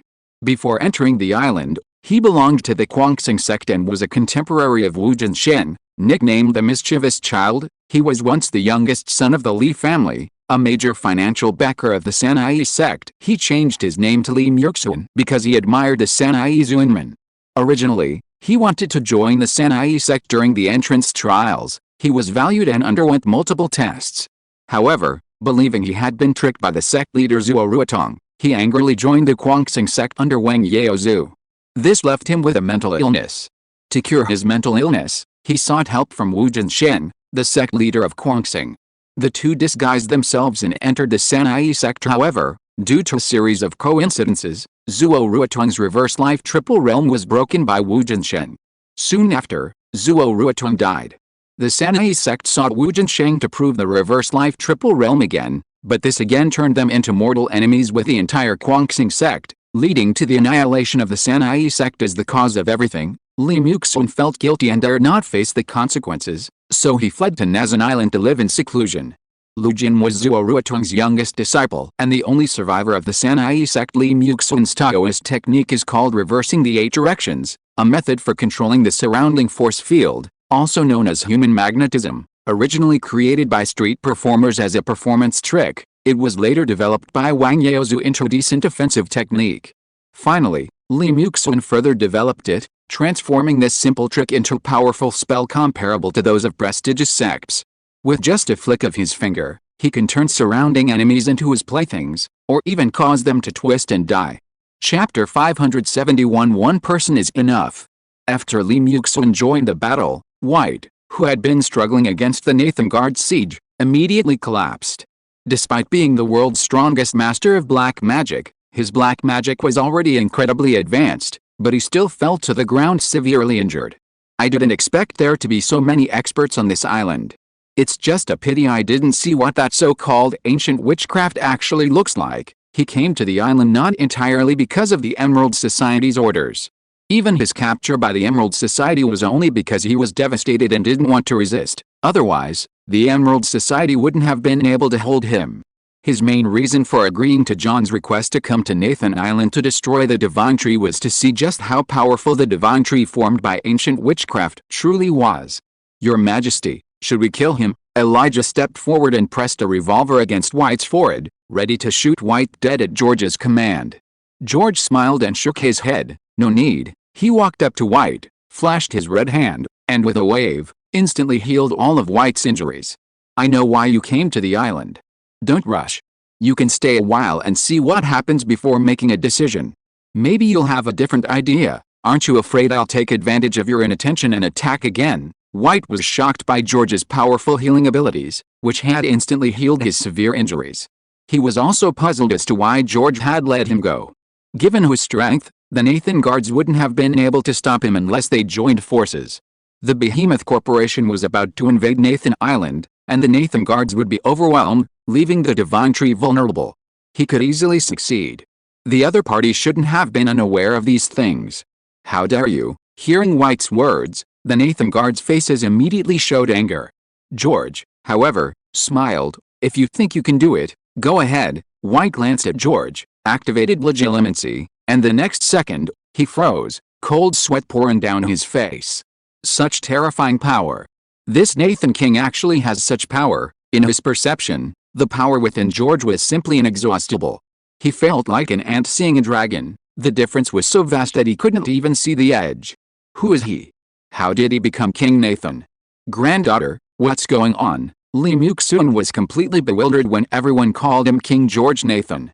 Only a few hours had passed, and King Nathan was no longer his granddaughter.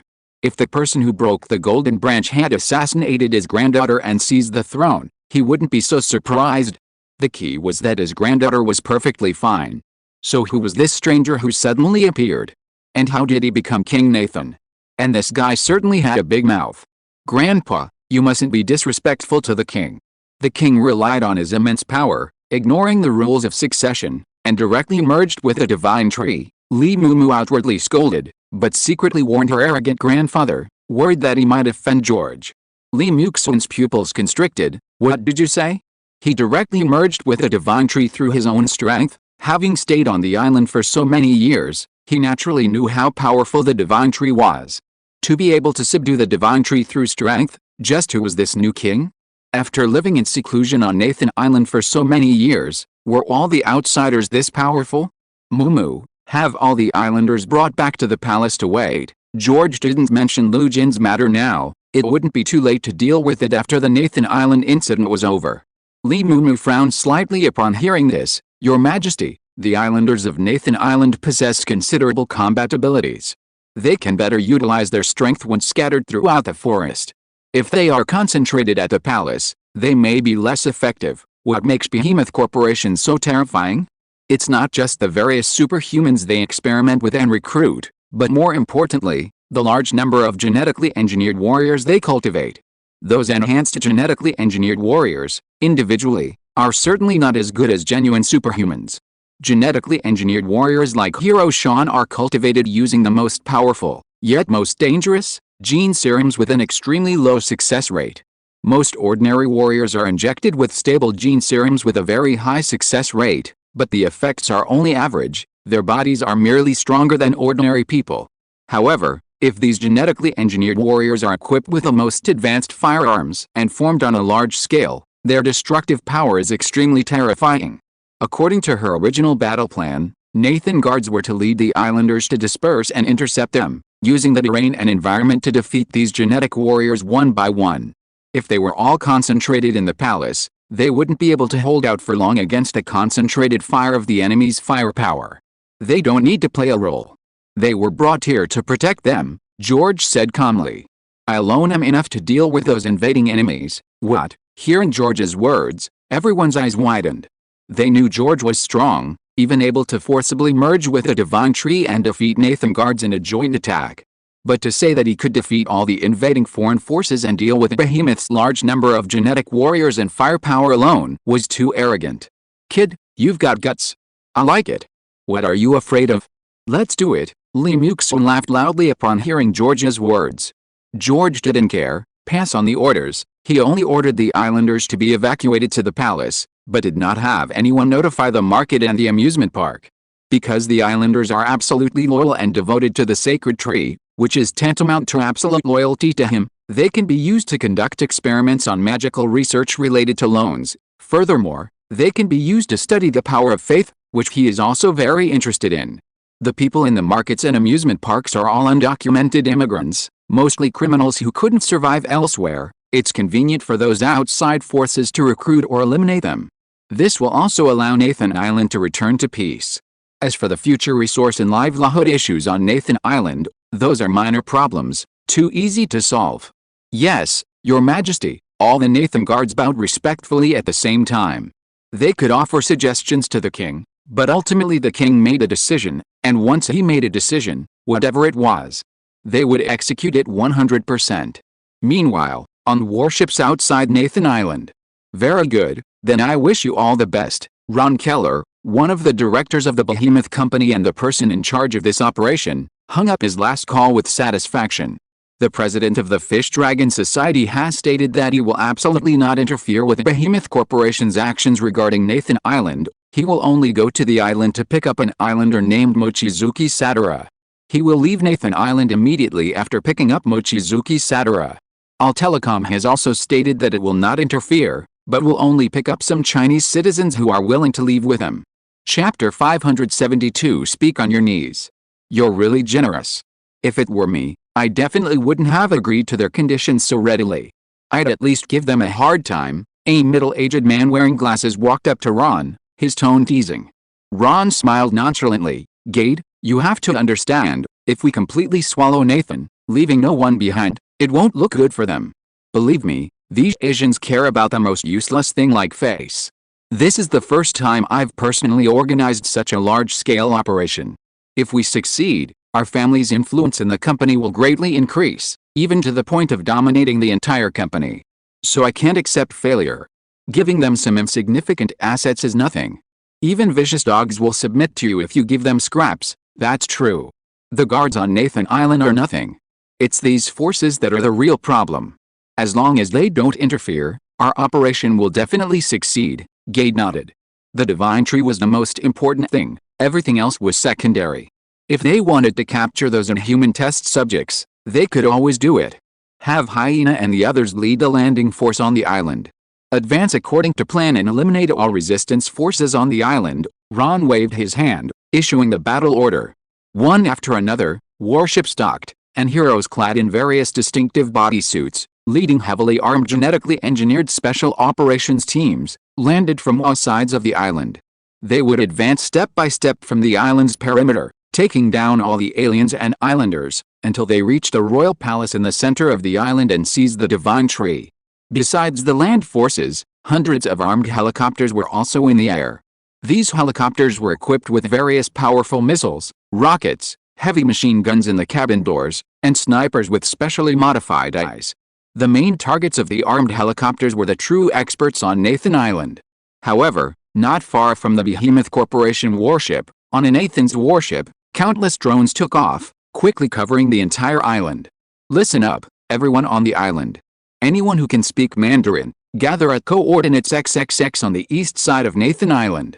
We, Altong, will safely bring you back.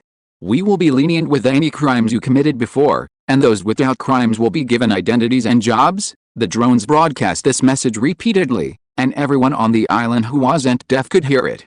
There were quite a few criminals on the island, but some who were criminals in the past were no longer. For example, many were superhumans who committed crimes during the war years, offending powerful figures. Those powerful figures had likely disappeared over the years. There were also descendants of criminals from hundreds of years ago, needless to say. If these superhumans were recruited and properly trained, they could be a considerable force.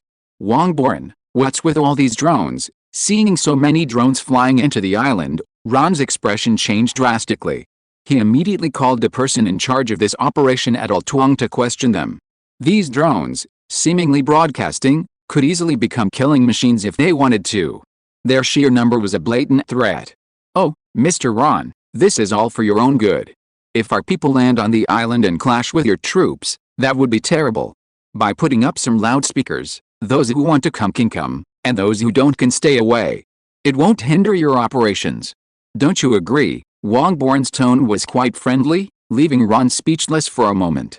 He could only warn, veins bulging, withdraw the notification as soon as you're done, or don't blame me for being impolite. No problem, we'll withdraw immediately.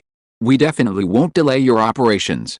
If you find any omissions, you can shoot them down on the spot. Wongborn's attitude remained excellent, and he was very cooperative, leaving no room for complaint. Speaking is an art. Don't always think about solving problems with violence. She's just a little girl. Let me persuade her to hand over the divine tree obediently. At this moment, a young man with a full head of blonde hair walked up to Ron, somewhat flamboyantly touching his hair, his face full of confidence. Ron frowned upon seeing this. Jarrett, King Nathan isn't that simple. Negotiate if you can, otherwise retreat. Given the current situation, they won't put up a stubborn resistance. Confident in his eloquence, Jarrett boarded the helicopter alone and headed straight for the palace. At the palace, George, listening to the notification on the drone, chuckled to himself that all-knowing was indeed quite capable. All the islanders have safely evacuated to the palace hall and are ready to join the battle at any time, Lee Mumu reported to George via communicator. George nodded, conjured a throne with a wave of his hand, and sat down, looking at the approaching helicopter. Now, let's enjoy the clown's performance. Behemoth's helicopter landed in front of the palace, and Jarrett, accompanied by two armed genetic warriors, strode up the steps. However, when he saw George sitting on the throne and Lee Mumu standing beside it, he was momentarily stunned, but quickly recovered. I am Jarrett, and it is my honor to represent Behemoth to pay homage to His Majesty King Nathan. We have something we wish to discuss with you. Jarrett said pay homage, but his steps didn't falter, and he showed no respect for the king whatsoever. His tone was flippant, revealing his superiority. George pointed downwards, and Jared and two soldiers, who had only climbed halfway up the stairs, immediately knelt down, as if the surrounding gravity had suddenly increased several times over. "Since you're paying homage to me, then speak while kneeling. Who is this guy? Isn't King Nathan the little girl next to him, on the warship?" Ron looked at George sitting on the throne on the monitor, his face full of doubt. They knew that Jared's negotiations would most likely fail, and he would probably suffer some hardship, but they didn't expect King Nathan to be replaced at this time. The key is that this is someone they had absolutely no information about on Nathan Island. "This guy looks familiar." Gade, Ron's strategist, adjusted his glasses, pondered for a moment, and said, "I remember now, his name is Jin Baobao. He's been quite popular in the Asian superhuman community lately, a very powerful superhuman. I didn't expect him to have connections with Nathan Island and even become its new king." "Powerful? No matter how powerful, I'll keep him under control. Put him on the list of top targets and capture him alive along with the original Nathan King." Ron's face showed a hint of disdain. Even the strongest individual has its limits. He wouldn't pose any threat to his plans. Chapter 573, Spreading Prosperity in Civilization and Pigsties. "King Nathan, this is not the way to treat a guest." Jared tried to stand up, but the powerful gravity forced him to barely lift his head. "The way to treat a guest? We on Nathan Island do not welcome you at all. Take your soldiers and get out." Lee Mumu's eyes flashed coldly as she angrily rebuked Jared. Jared forced a fake smile. "I remember Nathan Island's tradition is that people are allowed to land on the island during the change of kings, and thanks to this, the harsh environment around the island has disappeared. The change of kings is over, and I am the new king. Haven't you realized that yet?" George looked at Jared kneeling below with a half-smile. Jared was momentarily speechless upon hearing this, then quickly changed his tune. "Your Majesty King Nathan, you must have misunderstood our arrival. We are here to bring you prosperity and civilization, for your own good. We will help you better manage this island, and you will remain the Supreme King Nathan." "You like spreading prosperity and civilization, huh? Then let you spread it to your heart's content." George flicked his wrist, casting a transfiguration spell that pierced through Jared and the two genetically engineered soldiers. Under the magic's effect, the three instantly transformed into three small white pigs. A normal transfiguration spell, after transformation, would cause the original consciousness to be lost, replacing it with the consciousness of the transformed animal. However, George's modified transfiguration spell allowed the original consciousness to be maintained even after the enemy was transformed. Therefore, the three, now transformed into three white pigs, clearly realized they had become pigs and immediately turned and ran frantically towards the helicopter. They thought that as long as they escaped back, the company would surely have a way to undo this evil magic. "Send them to the pigsty. Let them spread prosperity and civilization properly." George beckoned with his finger, and three white pigs instantly flew up and landed in the hands of several ordinary Nathan guards. No matter how much they struggled, they couldn't escape. "Your Majesty, the palace doesn't keep these white pigs, but we do keep some wild boars, though they might have a bad temper. These three are probably going to suffer inside," Lee Mumu said gleefully. George smiled. "It's all right. They like spreading prosperity and civilization anyway. Let those bad-tempered wild boars spread it properly, and breed more offspring with them." Hearing George and Lee Mumu's conversation, the white pigs that Geralt and the other two had transformed into struggled even more fiercely. Unfortunately, it was useless, and in the end, they could only squeal as they were carried away by the Nathan guards. "What a foolish new king. This is fine too. Saves us from wasting any more time." On the behemoth warship, Ron looked at the footage monitored by the helicopter, picked up the communicator, and ordered all the soldiers who had landed on the island to begin the first phase of the plan. This attack was divided into three phases. The first phase uses bullets with lower power or those infused with tranquilizers to capture targets on the island alive as much as possible. The second phase targets those who resist fiercely or are too powerful to capture alive. These are dealt with using specially made, most powerful bullets to kill them on the spot and bring back their bodies. The third phase involves a full-scale siege of the palace to capture the Divine Tree. All obstacles can be eliminated, with the Divine Tree being the top priority. Report: no islanders found. No ambushes encountered. Report: arrived at the market. Successfully received all market members. Report: arrived at Paradise. Report: Paradise is fiercely resisting. We need special reinforcements. Inside the warship's command center, Ron, hearing the constant reports on the communicator, quickly adjusted the battle strategy and issued orders. Hyena, Explosive Man, and the hunting team, go reinforce. Send 10 more armed helicopters. Capture Upside Down alive, and rescue Sean as well. The native islanders and Nathan guards of Nathan Island didn't ambush us? Did they all retreat to the palace? Strategist Gade analyzed the reports from the various teams, a look of doubt on his face. It's going too smoothly. This is quite different from what they expected. This new king probably isn't very bright. He's concentrated the Nathan guards and islanders in the palace, wanting a decisive battle with us. Ron didn't think much of it. Concentrating the battle at the palace was a good thing. It would make it easier to utilize their firearms and reduce casualties. Gade couldn't think of any special countermeasures from the Nathans and nodded in agreement with Ron.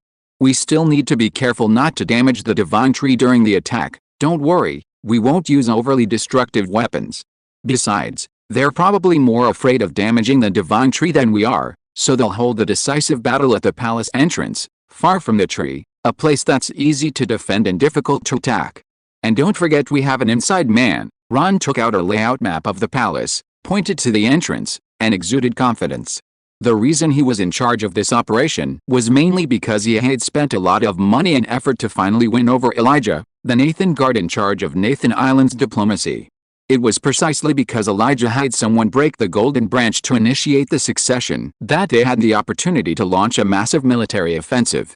All the intelligence on Nathan Island, the abilities and weaknesses of each Nathan guard, the structural diagrams of the palace, etc., were provided by Elijah. They also formulated corresponding countermeasures against each powerful Nathan guard. Therefore, as long as other forces did not interfere, they could succeed 100%. That's right, Gade's expression also softened. Paradise cleared, Hanged Man and everyone else have been taken into custody and sent back. The mission to rescue Sean is complete. About half an hour later, another piece of good news came, making Ron and Gade even more relaxed. Hanged Man and his paradise were still quite troublesome, but if they could be dealt with according to plan, the rest would be easier.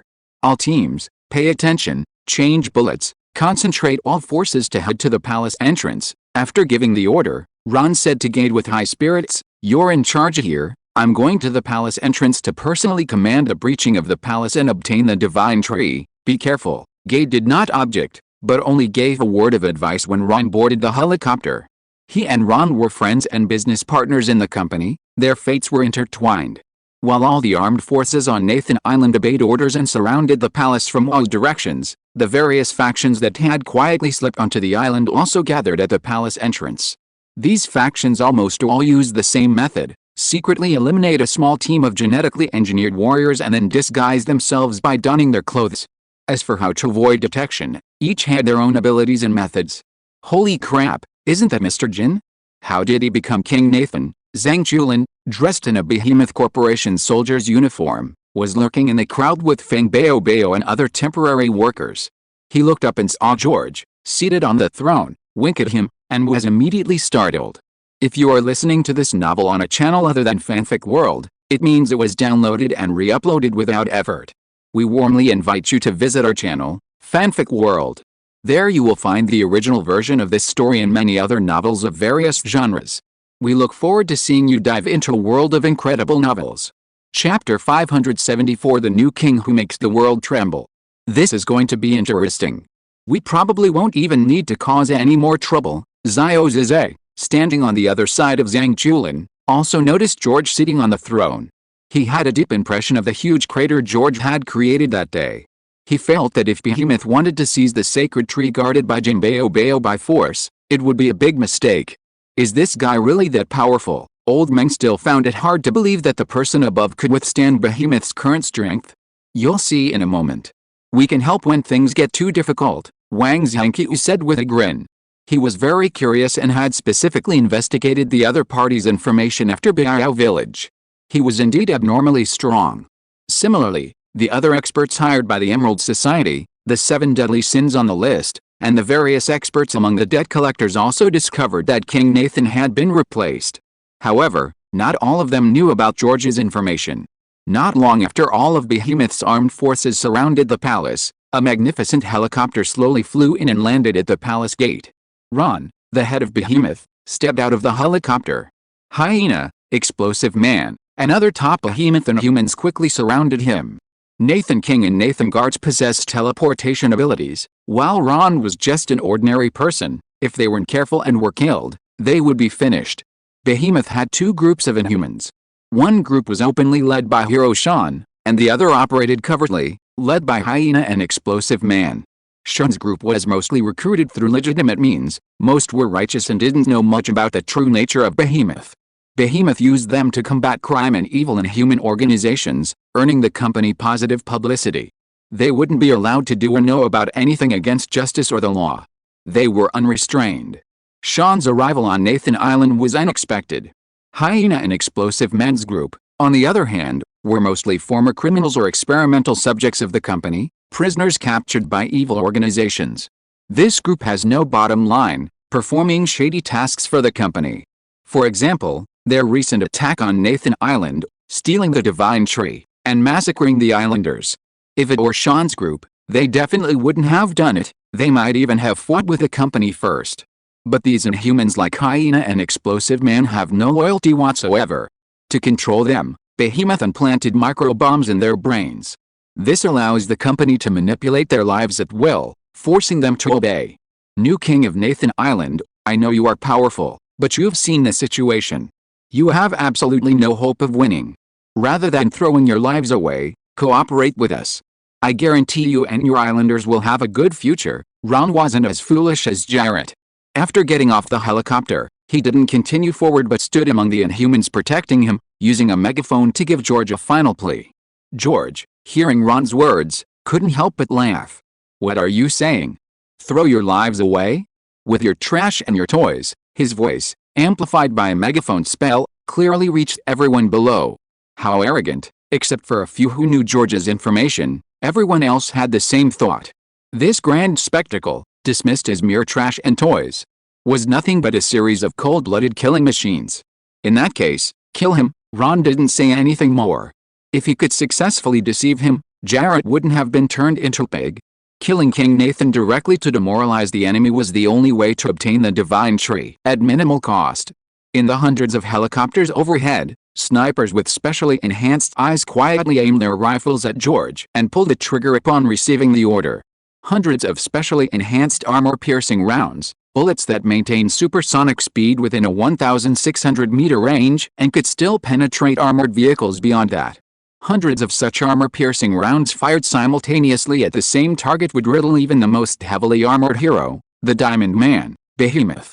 However, the hundreds of armor-piercing rounds suddenly stopped a meter away from George's body.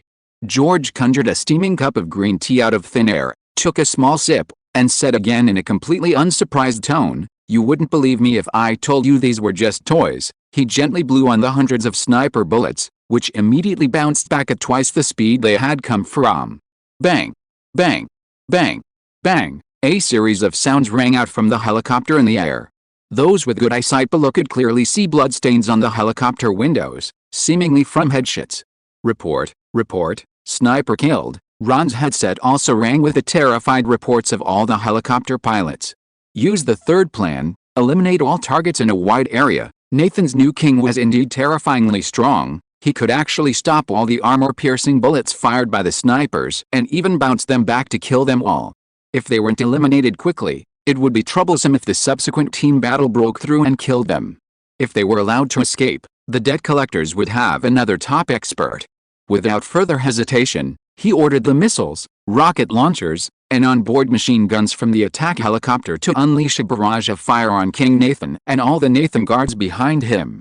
Ron, don't forget, they can all teleport, Hyena warned, frowning. He believed no superhuman in the world could withstand such a massive barrage. However, if King Nathan and the Nathan guards teleported away, even the strongest firepower would be ineffective. Ron, however, scoffed, "Don't worry, these guys are single-minded. They won't dodge to protect the palace." This was intelligence Elijah had given him. According to the intelligence, the Nathan guards should have been scattered throughout the forest, preventing them from approaching the palace, even in a desperate fight. They had even devised elimination plans for each Nathan guard. But now, an unexpected turn of events had occurred. The new King Nathan had ascended the throne, and both King Nathan and the Nathan Guards were concentrated together, reaching the palace gates without any hindrance. They believed the enemy was even less likely to dodge the attack and allow them to storm the palace. As for Elijah, having joined them, he certainly wouldn't be as foolish as the other Nathan Guards who would simply teleport away. How could this be? However, the next second, he almost jumped up from the spot. Because all the missiles, rockets, and machine gun bullets had stopped right in front of George again. Chapter 575 Lamb to the Slaughter. Go back. George rolled his eyes, and all the missiles, rockets, and machine gun bullets returned at an even faster speed. Boom. Boom. Boom. The armed helicopters in the sky were instantly turned into aerial fireworks, wiped out. Behemoth's strongest air superiority force was dismantled in the blink of an eye by George. The Magneto abilities he inherited were the nemesis of modern weapons. Not to mention that he now possessed various forms of magic and his strength was infinitely close to that of a single universe. His control over metal alone was enough to destroy the Behemoth Corporation. Which modern firearm with even a little power didn't contain metal? King. King. King. The ordinary Nathan Guards and Nathan Islanders in the palace behind him shouted excitedly as they saw the terrifying armed helicopters in the sky destroyed by the new king. Their faith in the divine tree and in the king became even stronger. Run. He should have the ability to control metal. Don't use firearms on him, let the hunting team handle it. Just as Ron was stunned by George's power, Gade's reminder came through his earpiece. Gade on the warship could see everything happening here through the monitors and immediately analyzed it with the experts on the warship, arriving at the correct conclusion. I see. Hyena an explosive man, his ability is to control metal. Take them down, preferably alive. His ability is worth studying. The rest of you, assist. Hearing Gade's analysis, Ron's eyes lit up. The destruction of more than 100 armed helicopters had instantly shocked him. He hadn't expected the new Nathan King to be so terrifying, even missiles and rockets couldn't do anything to him. With such strength, even if everyone else attacked together, they probably wouldn't be a match for Nathan King. If they couldn't take down Nathan King, they wouldn't be able to get the divine tree. This operation would fail, and their family's status in the company would plummet because of his failure.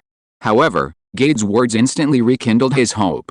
Yes, the abilities of Inhumans are diverse, sometimes seemingly exaggerated, but once you know what the ability is, you can counter it. Like the Inhuman Phantom at the All-Tongue Company, who can access the network.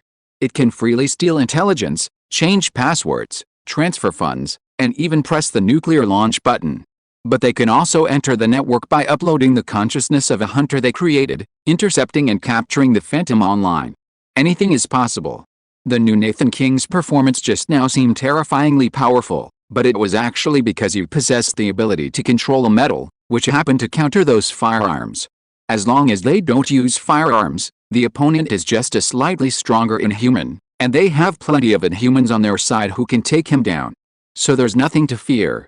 Moreover, if they could capture him alive for research and create Inhumans who could also control a metal, it would be a huge advantage in dealing with other major powers in the future. Hearing Ron's words, the initially shocked hyena and explosive man immediately reacted, and then a cold smile appeared on their faces. You scared me. It's metal manipulation, I thought, thinking he'd been fooled. The hyena was the first to attack, leaving a blur as it charged towards George, who sat on the throne. His ability was physical enhancement. Second only to the hero Sean in Behemoth. Close behind him was the explosive man, his hands already gathering explosive energy as he ran. You can control missiles, can you control me? The explosions I create are no less powerful than missiles. Besides these two, more than 20 other superhumans in bodysuits, each possessing various abilities, also launched an attack. Should we help? The other factions disguised as soldiers below hesitated, wondering whether to intervene while Behemoth dared not use firearms. But they quickly rejected the idea. Their goal wasn't to save Nathan, but to destroy the divine tree.